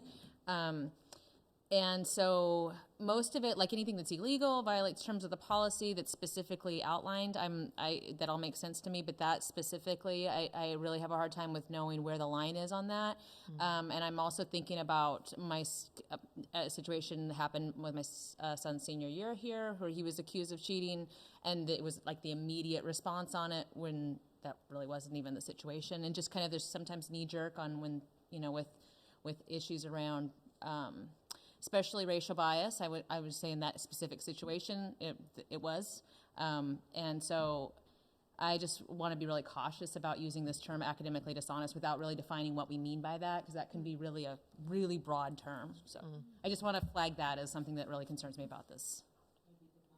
Yeah. Put an asterisk and define it. Well, I also just wonder what would be academically dishonest enough, what would be to result in an expulsion? Like, cheating to me isn't a reason to expel a kid. Yeah, I have a hard time even connecting the two, I guess.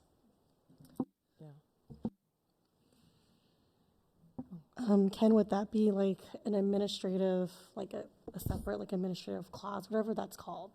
If you're talking about defining in statute exactly what that would look like, because it's still pretty vague, but this is a broad policy document. So I think that's what we're adopting as a district, but then specifically that would look different in elementary, middle, and high school. So would that require a separate administrative clause to add to that policy? Yeah, so yes, it could. So it could be dealt with in administrative rules, in the administrative rule process, or it could be in the policy itself. Again, an asterisk and a definition, and if the board coming together in the second reading or the third reading has some drafts and edits and things they'd like to change, and or, we can kind of connect on what was the big picture, the worst case scenario that we're thinking of versus a cheating and what level are we talking about here, so we could define some of those, but ultimately could go either way. Well, yeah. And the thought process of that, because that can change a lot, so that's why I think it felt like it had to be broad within the policy, because this is a case-by-case situation, I believe. And to clearly define it kind of limits our ability to address it.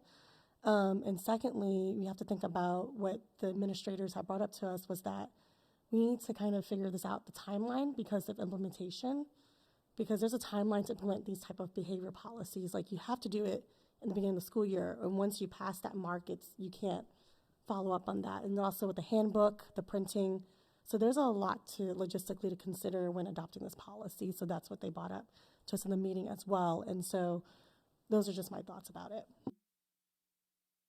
And especially if you want to get the input that you're suggesting, that's something that it almost sounds like a year-long process for the 24-25 school year. That's exactly why we brought it to be sort of altered slightly and then passed, because we knew that we wanted to bring to this the longer-term conversation. It's an interim, giving a tool to to the schools to be able to handle handle it. And we didn't think that, or it wasn't thought that there was anything specific for this, even though parts of it exist in multiple different policies, whether it's the sexual harassment policy or the bullying policy, but there wasn't anything specific to this tool that all these youth have now. So. And some of the things that were shared from the schools were pretty egregious. It was really difficult to hear, to be honest. So this is a serious issue. Yeah. So can I ask, why is the issue around academic integrity conflated with these really egregious, I just have a hard time getting myself to understand why bullying, harassment, sexual harassment, all this really big stuff is being loaded in the same document, I guess. I don't know the intention there. I can see it because it's a personal communication devices, and kids can really cheat with a communication device. So it's the communication device that's driving it, because that's something that can happen, utilized with the communication device. Yeah. And it says up to, so it doesn't mean, say someone cheats on a math test, that they're getting expelled. But something illegal might cause them to get expelled. Yeah, that's why I'm questioning the language around. Yeah, that's why I'm thinking definition might help a little bit. The example that we heard was someone who used their cell phone to affect the test results of 1,500 other students specifically, which would be a pretty big, But then again, that could also be seen as a knucklehead maneuver too. I guess there's different ways to see everything, but. That was the one? Yeah. But I think that brings up the kind of what I was alluding to before, that where do we have where we look at what these punishments are and how they're being applied, and where in our process allows for that. Because, and especially as we're talking about, in my mind, expulsion is when everything has been exhausted in terms of restore. This cannot be restored, and so the alternative is now we're expelling. So if that's not what that means, then we have to look at how we're using that punishment, and that goes into a discipline conversation, not just a technology, policy. Probably use both. All right. Anything else on this? No. Okay, thank you, Policy Committee. And now we are on reflections on public comments. Ask a question on the the swimming pool, okay, and their registration. Only because I had my granddaughter in there for 4 or 5 years, I can't remember, and I was the one who signed her up and stuff, and I never experienced anything like this, and we had a much bigger enrollment at that time, and so it's what changed that would cause these huge lines to occur. But I also, must have been fall, or whenever you were signing you up, you were saying it was just district kids, but now they're commenting out of district for this group. I really agree with her. District first, and then if there's any openings, open it up outside the district. They are paying the taxes on that pool. They should get the priority for the use of the pool. And that's an easy fix, like having the first day is only in district. If you're not in district, you can't sign up. And then have a follow-up day for others, or late signers, or whatever. But I did understand between the 1 and the 2, to sign up for 2, because your child might not pass the first one to get into the next level, so they can't really say you're in level 1 this time and level 2 in 2 weeks or whatever, because some of them take 2 sessions to move on. So, but I think those are, something we could do pretty fast. It's just kind of funny how that long line, and I'm trying to figure out what was different. Well, I think a few things are different. One is COVID. Like these kids haven't had access to swim lessons in 3 years. So there's a bottleneck of people trying to get into lessons. I heard that, and I was in the same line. Yeah. So a lot of the conversation is, I've had my kid on wait list for 2 years. They still haven't had lessons, and there's just not capacity. We just have a limited access in East County to pools. So that's part of it. I think another thing is, like, words got out that we have really excellent lessons. We have, like, really, really good lessons program, and they're affordable. I have to agree with you. We have some of the best lessons around community. The community pools is terrible compared to ours. They really move the kids along. Yeah, I don't know that I can comment on what's changed. I will tell you, it's kind of, I have met with our director, aquatics director, following up. It was brought to my attention, so we scheduled some time. 2 things he's looking at, and he's going to be trying to open up more sessions in the evening, so that will provide more slots, 1. And 2, so there's 2 pieces, right? Access and how many, and then 2 is, how do we change the sign up? What is the process? Is it online? How do we prioritize? There's a couple different things from the swim lessons that take place in 5th grade and where kids are. I mean, he's got a lot of ideas, which I'm excited about, and he's moving forward with them. So I'm very confident it's going to change. I still think that there could be, unfortunately, limit. At some point, we only have so many slots. But overall, he's very committed to adding more lessons, 1, and 2 is changing this. He also, it's kind of interesting because he, based on history, wasn't expecting that kind of crowd. So he kind of talked about it, and Dan would like to hear this. I think he said they used Parent Square, and he's wondering if that really had a bigger input, to be quite honest with you. Yeah. Now, again, either way, he's taking it very seriously as well, and doesn't want that experience to be negative. So from staffing to signups to online to offline, again, we heard both even in the testimony. One was, I like the in-person. Other was, so he's hearing that too, and he's talking both ways, but I know he's committed, I'm committed, we're committed that there is a better way. And that part we haven't figured out yet.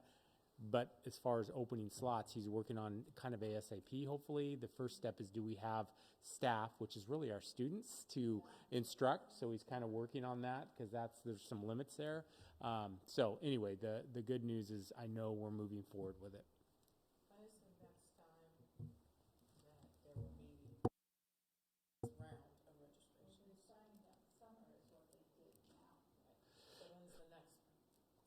Summer will be fall.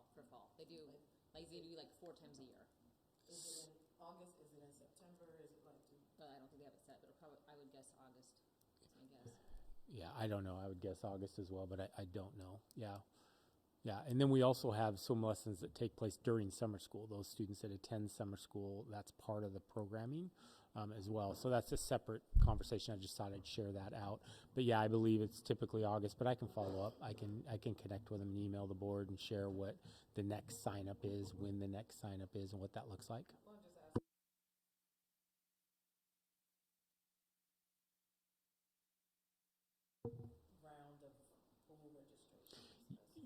Yes, there will be an improved process, no doubt in my mind.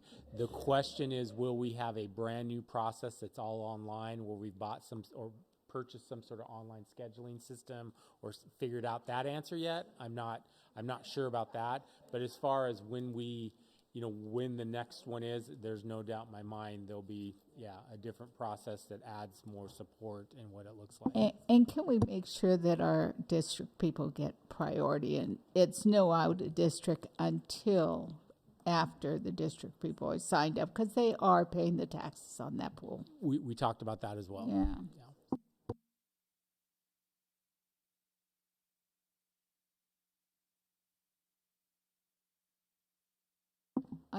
I was just going to say, I'm hoping you're investigating it. Those are some big allegations there. Don't know why parents haven't gone through the complaint process so we could get things moving faster, but sometimes it doesn't happen. So I just figured it's enough complaints and serious enough that we should at least, it's too bad at the end of the year because people are leaving. But it's just something that should be checked on and stuff. Yeah, there'll definitely be follow through. And to be clear, I appreciate that, Frida, but I also want to be clear, you don't have to file a complaint. Sharing information and having expectations for follow up with that type of information, there will be follow up. And a lot of it's the first time I'm hearing it, other than a few emails. So I need to put some pieces together, but I do know there might be others on this table that have more information or more in front of me, but I do know there'll be more follow-up. Yeah. One of the things that I was really concerned about was telling the kids they can't do petitions, and the shutting down of student voice really worried me. I also saw in some of that communication it was communicated that there was an incident at Sun where a white parent called a black child a racial slur, and then they were asking for what was this community's follow-up to that, and there was no communication to the I'm a Gillett Park parent and I never heard about this, so that really worries me. Like, what is happening in terms of, are we practicing what we're preaching with restorative practices and addressing harm to the community that's happening in our doors? So I mean, I'm glad that this is being communicated to us, and I do hope we can have some substantial follow-up. I had the pleasure of meeting with both parents and Principal Stacy Moncrief at GP, and during the time we reflected on what took place, and we were also offering a circle to take place with the staff member and the student. I am, along with Mr. Long, will be following up, and Ken with Ms. Moncrief, just on where we landed, but there was communication. We sat down, came up with a plan, and I don't really know where that went after that. I think to just follow up on that, what Heather just said, and like the follow up that's going to happen, I think something that I would really like to see is that it's consistent that we're supporting students to use their voice and to speak up when something's wrong. Because I think that parent was totally right on that's what we should be teaching our kids, because then if something else happens, we've taught them that it's not okay, when it's, of course, they're going to use that to self-advocate for themselves in the future and to be, really established humans that can speak not just for themselves but for other folks. It's a ripple effect for sure.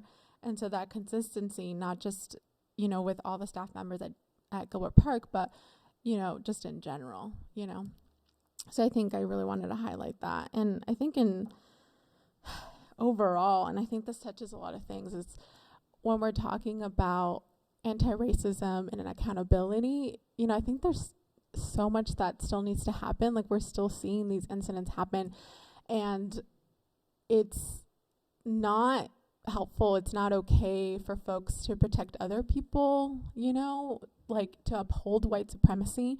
And that's something that people can, like, not just white folks, but people of color can do that too. And I think that speaks to a lot of the comments today, is like when we are, as a society, not really having a conversation also about like colorism, about anti-Black racism specifically, like we're doing a disservice on really being anti-racist and doing those practices, and moving self forward so that students do feel like they belong, they do feel like they can speak out, and they do feel like we're doing that work just across the board. I think I mentioned earlier that I spent some time on Google last week trying to figure out the whole process for asking questions and stuff, and it's kind of hard to figure out. And that's someone who actually, like I said, I spent a lot of time in policy and stuff, and when you Google what's the complaint process, it just says read the policy, and then you download the PDF, and it has a very dry, not very instructive process of series of complaints you can make, landing at the school board. In my case, I thought it was kind of ironic, but maybe that's just something we could think about long term. Is like, it's just not easy to figure that process out. You know, even for me, I was just scratching my head, like, you know, like what am I supposed to do next? And you know, of course, there's some boundary issues with me too, and trying to like figure out like what's my parent hat and what's my board hat, and how do I was trying to navigate it with my parent hat, and I just found that to be really a struggle, you know. So maybe that we can just have some conversations about how to make that process more accessible, easy to understand, you know. Yeah, because I think when you add in all these, I mean, it is the proper channels to do, but to acknowledge that it's so much labor to try to figure it out for someone who's already in a hard spot, right? They're already experiencing things they should not be experiencing. Their kids are, and to then be told, go figure out the complaint process, is so, like, it's not trauma informed. It's not helpful. It may be the legal and correct, you know, bureaucratic way to do it, but it's not what we're teaching our kids to do in the schools, right? Where you have you can go to any safe person you see, and you can talk about your problems, and we'll come together. So, yeah, I don't know how we like do it better exactly, but I think we can, and I think we should. And I think this is a good example of that. Like, of course, people are going to come to the board because that's what they're going to do. Like, that's where you go and say what you want to say in public testimony after you're already feeling beat down in your schools. So, you do that when you feel unheard somewhere else, and so addressing why is it that the students and perhaps the parents too felt unheard, and it's not just a legal process. It's a relational process. For some reason, was there a conversation with the person who they felt was offending? And that's part of the relational process that sounds like is lacking. I just want to name that those are two API women, and that's not something that we normally would do in our culture. So I felt like it's a serious situation if they felt they need to come here and say it on the record. And so I just want to name their courage to do that on the record to protect their children and their community. And we know that there's a rise in API hate that's happening in our community. So just want to recognize and acknowledge that piece. Yeah. I agree. Anything else? Okay, and then Paloma. I am the board member whose spouse was involved with the whole thing. So I am open to whatever questions. I will say that no one has come to talk to him to ask why that happened. No one. So, which kind of feels like their assumption, oh, this is just a crazy person that randomly, for no reason, just decided to explode all over this person. And that seems very problematic to me. That at the very least, somebody said, what happened? Let's have a conversation. That has not happened at all. I think there was also this year, for some reason, I wasn't there last year, but confusion, because we've never had a problem before about going in, but it's always been on the other side of the stage. We just walk down the back and we're in. That process for us to be able to go, because not everybody's going to have their badge with them, and to make it more streamlined, too, so there isn't any issues. Whoever's gate guarding, that they're aware there's people that will be coming through too. But that wasn't even the heart of the matter, and that's what I'm saying. Yeah. It wasn't just, oh, I can't come this way, and so I'm upset. That was not the heart of the matter. And I am not at all defending how the reaction came, but I am saying that we should care about why it happened. And it doesn't seem like we do. It feels like there were some assumptions made. And that is what is troubling. And I will throw out something else, is that there's no space for a black man to be upset. It is either you are calm or you are aggressive and threatening. There is never the, oh, he was upset. The definition, the explanation, the description, if a black man is upset, it is he is aggressive and threatening. That's just, and then no, I won't say every, because that's not fair, but a lot of the white males in the building get on high alert and defense because the scary, angry black man is here and we have to. And so then nothing else is even asked or considered or questioned. But I am definitely open to ask me if you want to know, and it doesn't have to be here. It could be one-on-one or whatever. But I think there should be. I would hope in any of, although now I'm questioning any of the times that we say, oh, there was a parent who was acting out or whatever, that there was a conversation that was had with the parent about what the issue was and why it was. Now I'm wondering, is that happening on a regular basis or no? I don't know. Yeah. I just want to say I was there, and I feel like from what I've learned that's kind of the role of racism, is it takes everything and it over a series of really hard stuff.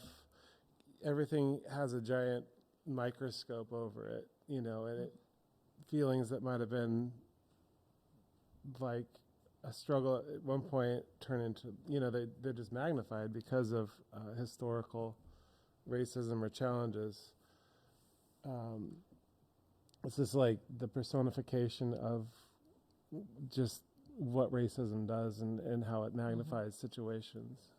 And I'm sorry that you and your family are having to go through this, probably not I'm sure it's not yeah, not the first time. Yeah.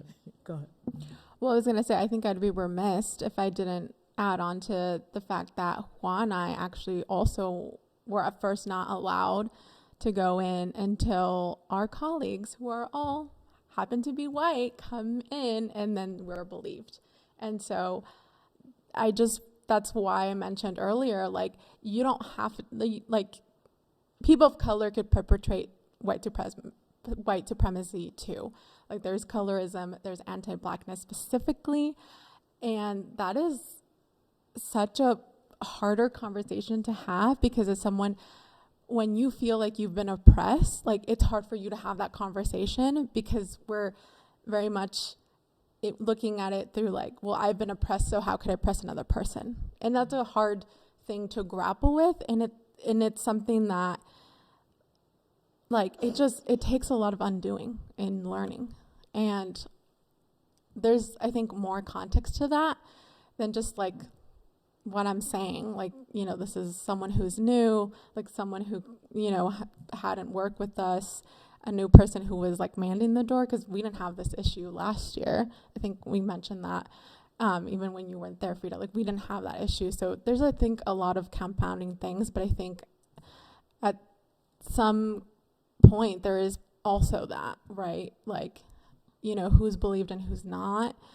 And like, it doesn't necessarily have to be like, yeah, it could also like, it doesn't always have to be white folks who are perpetuating that.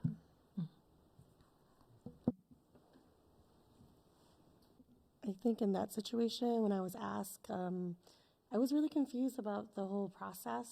I wasn't believed that I was a board member when I stated that I was a school board member here.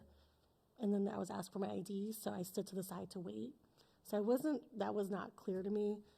I was like, I don't have an ID, even if I could show you, is that going to be proof enough that I am eligible to go there? So there was a lot of complexities there. And I was somewhat upset a little bit just because it just felt disrespected a little bit as a person who has served, volunteering my time, and not being believed that I was a school board member, because I get a lot of assumption with the way I look.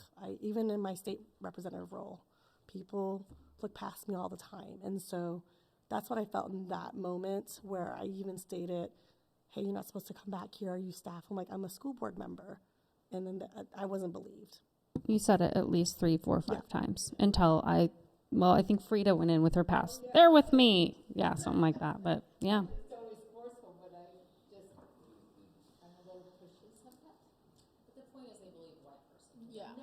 I totally understand what you're saying, you know, and it just shows because the gal was Latino, I believe, that was at the door.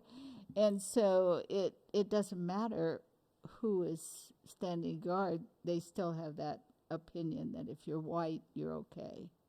And we push. And the other person that was with her was a black man. Yeah. So, like she's saying, it was. Yeah, it's people, because we have a diverse board, and we've pushed to have a diverse board. We've pushed to have a diverse staff, you know, but it's almost like some people are still, no matter what culture they're from, they still aren't looking at accepting the diversity and that you can be a board member, you know. So, well, I think, sorry. Well, my thought process was just really there wasn't clear communication, right? And so that could have been prevented in so many levels, right? And so it's a chaotic event. And as a leader, you know, for me, it's like they're just doing their job, so I just let it go. But I think there needs to be a conversation. And I can totally understand why she felt upset, why it was disturbing, all of those things. And I can say that there was more to that than that moment. There could have been the question, are you on staff? Are you on a board member?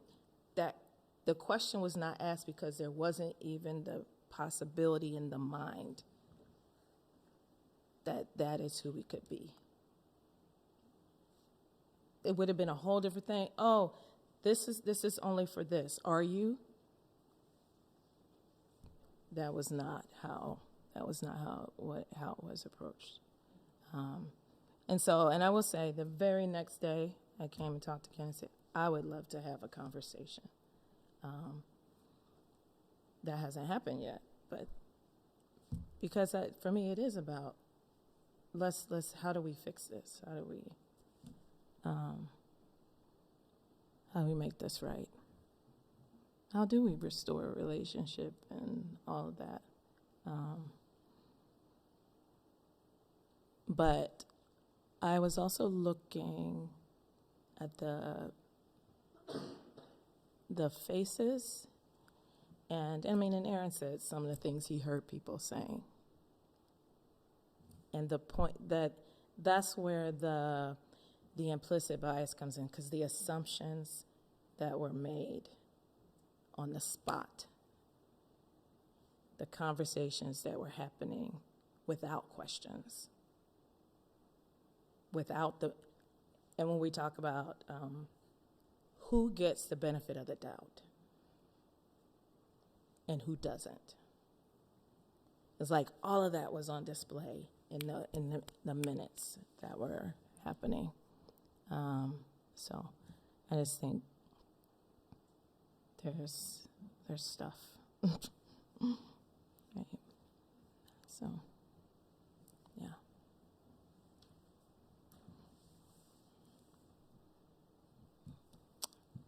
Anything else? All right. If there's nothing else on that, then we have board liaison committee reports. I don't know if there's anything wonderful. I'm going to give my last report. Yes, please. Yes. No, it is my last report, and I haven't spent as much time at Al Assad, but they don't seem to care about having volunteers. So I've been saying a lot of, not weekly volunteers. You know, I say I'm available, but you don't get calls. Lincoln Park isn't shy about calling me. Let me tell you, I was doing helping with hearing, and a jogathon.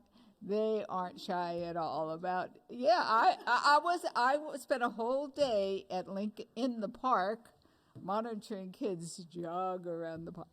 Anyway, but I did want to give you an update on some housing that's important to our district. Well, Stephanie wanted her housing, and this is important. Florence and Ida have already been reached out to the Canopy Apartments on 125th and Powell. They're opening phase 1. There's going to be a total of 169 units. Almost 100 of them are 2 and 3 bedrooms. So you can figure having kids. The first phase is opening up fairly soon. They are already reaching out to ID to help our families if possible. And the second phase, they're hoping it's open by September, which means kids for the fall. And I have asked them if they could, the management firm, Cascade Management, I think it is, if they can give us a number as they're enrolling and ages. I think there's just so many of those apartments that will have kids. It's about 125th and Powell. It's a big complex going up and stuff, and it's really going to impact that Mill Park possibly. But if we could get the age level of the kids and how many kids and stuff, it'd help the Mill Park a lot, I think. So they're going to try and do that for us. It's Northwest Alternative Housing. They're really good. And they also updated us. They're doing another project on 122nd and Harold, I believe. It's right around there. Okay. Yeah, that one is mainly 1 and 2 bedrooms, so it won't have as big of an impact on Earl Boyles. But that one is supposed to be done by January. And I'll be happy, since I'm still going to be working on housing, to send Ida and Florence updates when I hear about these complexes going.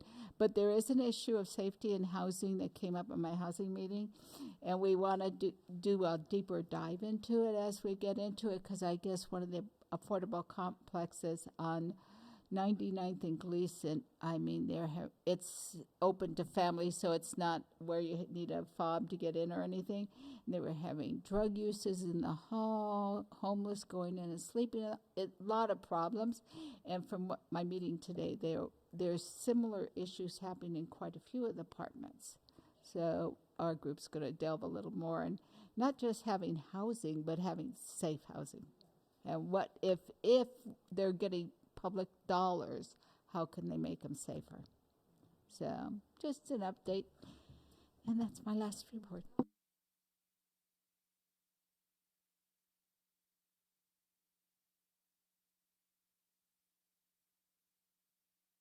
quick shout out to Ventura. I went to the Ventura graduation drive-through event. All the teachers were out making with noisemakers. It was super fun, and I got all teary. I'm gonna get teary talking about it.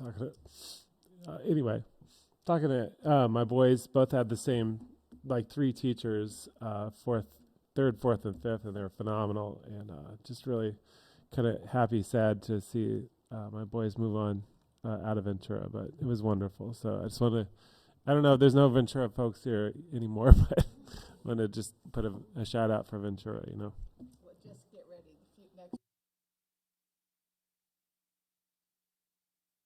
To hear that there's still some drive-through events. We were talking about how the high school drive-through celebrations and during the COVID years were wonderful, and I wish we could retain some of that.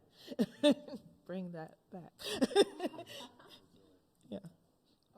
Go ahead. Did you? Well, I think we could both. You could fill in, but just a very quick report, and Tay can feel free to chime in too. But we had our first community safety committee meeting this past week.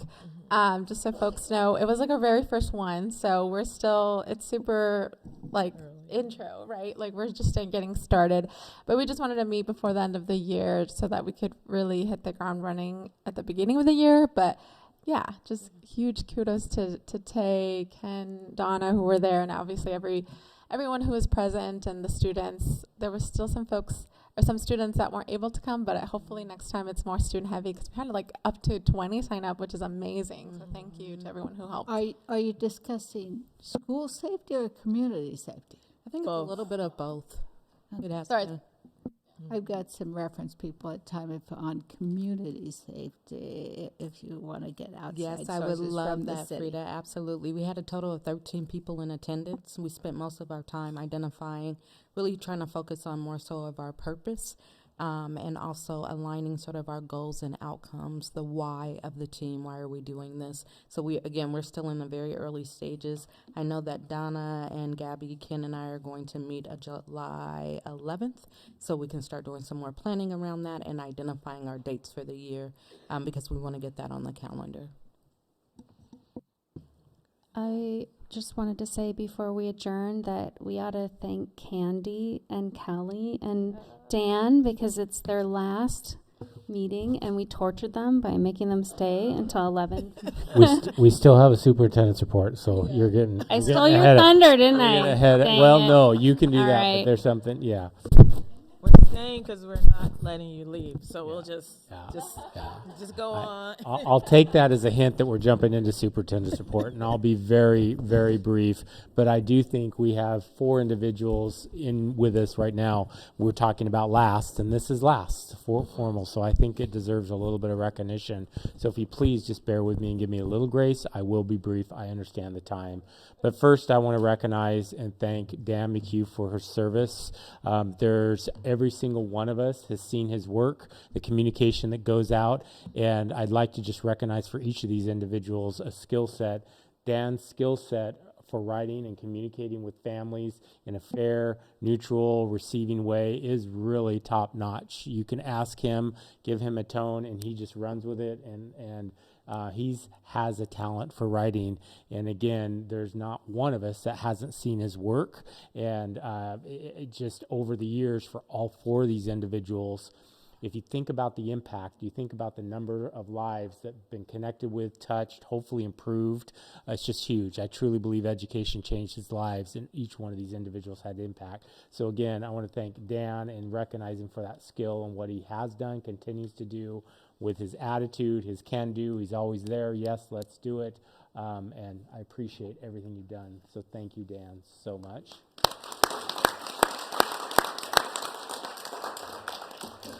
Miss Kelly Devlin, a lot I could say. Obviously, everyone knows Kelly, and I, again, want to try to recognize and thank her for her amazing service and what she's done for this district.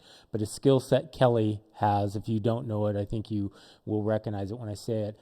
Everyone to her is family, and I don't mean that sarcastically. when you go to any one of our community members with family, she's like, that's auntie and that's uncle and that's cousin. She knows them. She's hugging them. She's introducing me to them. She's giving me names I never remember, and she knows them. She's connected. That is a skill set. She makes people feel comfortable and welcome. It's not by accident what she does. And I feel graced and privileged to have learned from her. And I also want to say thank you. I feel graced and privileged that I'm considered Uncle Kenny to her kids, and that I'm considered her brother. And it's something that I cherish. And again, that skill set we are going to miss. And I know you will continue it with your children's education, and you're just a giving person, your service, your heart. There's so many other details. But again, Kelly, thank you so much for your service. Really appreciate it.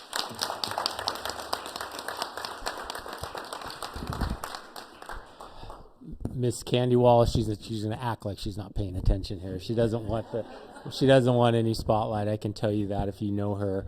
But just to recognize, I want to point out something, and she might kick me a little bit here, but it's public record. Candy Wallace went through as a teacher, became a TOSA, became a principal, became an assistant superintendent, and then made the difficult decision, and I'll just leave it at that, to go back to the classroom. Not very many people do that. That takes a lot of determination, recognition, support, and she did that. And I can tell you, as soon as she did that, it was actually when our previous superintendent came on, and day one with him, we have to get Candy back in the district office. And he and I worked on her for years before we got her back in the district office. But the reality is her leadership ability, her professionalism, her communication skills, how she works with people. But the number one thing I'll remember about Candy, or I'll take with me and I'll always try to reflect on and support, and part of it's because she's the closest that has been into the classroom with us at this board. And, her heart for what's right for kids, what is right for kids. And when she's connecting with staff around HR, that's always at the forefront. But when we're at cabinet, I can't tell you how many times what's right for kids, and just circling us back. And, that fierce advocacy and passion for education. I don't know that I've met the match there. I will say, principal, assistant principal, I had the opportunity. There's just special bonds that happen. And I can tell you as a superintendent, assistant superintendent, there's a special bond there. And I so believe in everyone. But I got to thank Candy for her service. I got to thank her for being a friend, being a support system, being a leader for our district.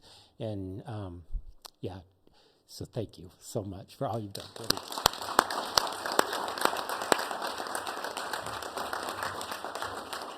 have one more, and can I just say,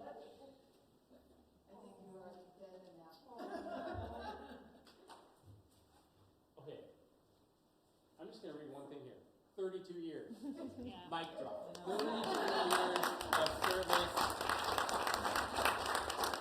My honor and privilege on behalf of the board of directors joins students, staff, and patrons of David Douglas School District in expressing our gratitude to Frida Christopher for 32 years of outstanding service to the community as a member of the David Douglas School Board.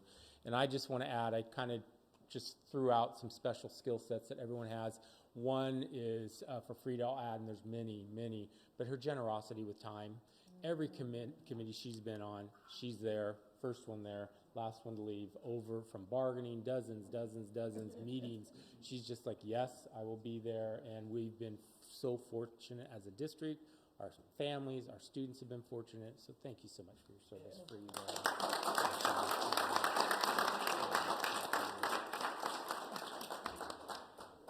And again, to the entire board, I thank you for bearing with me a little bit. I'll turn it back over. That's my seat. You will all be greatly missed. Thank you so much for all that you have done, and all that and all that you are, because it not just about what you do, but who you are is what makes you really such a gift to this community. Thank you so much. Well, I want to thank another gift. And this is a different one. The other ones I have all say board chair on them. So I have enjoyed it. I said decades ago to Tony Palomini when I was on a bond committee that did not with Ken Thrasher, the CEO of Fred Meyer's. We kind of bucked heads. And I said, don't ask me to be on a committee that is like that again. I have to enjoy what I'm doing, or I can't do it. And I have to say, I wouldn't have spent 32 years if I hadn't enjoyed doing it. And when OSBA interviewed me, they asked me, what did you learn or different that you feel having spent that many years? And I can remember starting out early on in the 90s and saying, we're not a social service agency. We're here for education. And I have the demographic shift. Everything has caused us to really be a social service agency. We have to deal with the whole family. And I said the best thing I learned working through EPAP was that you need to be involved in the community, because you can help your district so much more if you're out there in the community as well. And that's what I've tried to do the last 10 years, is bring that information back to the community. So, but I appreciate everything. And I am going to miss y'all. At least, I'm not going to say I'm going to miss Thursday night meetings. But I do appreciate it all. Thank you. Do either of you want to say anything before we adjourn? No? All right. Well, Dan, do you want to say anything?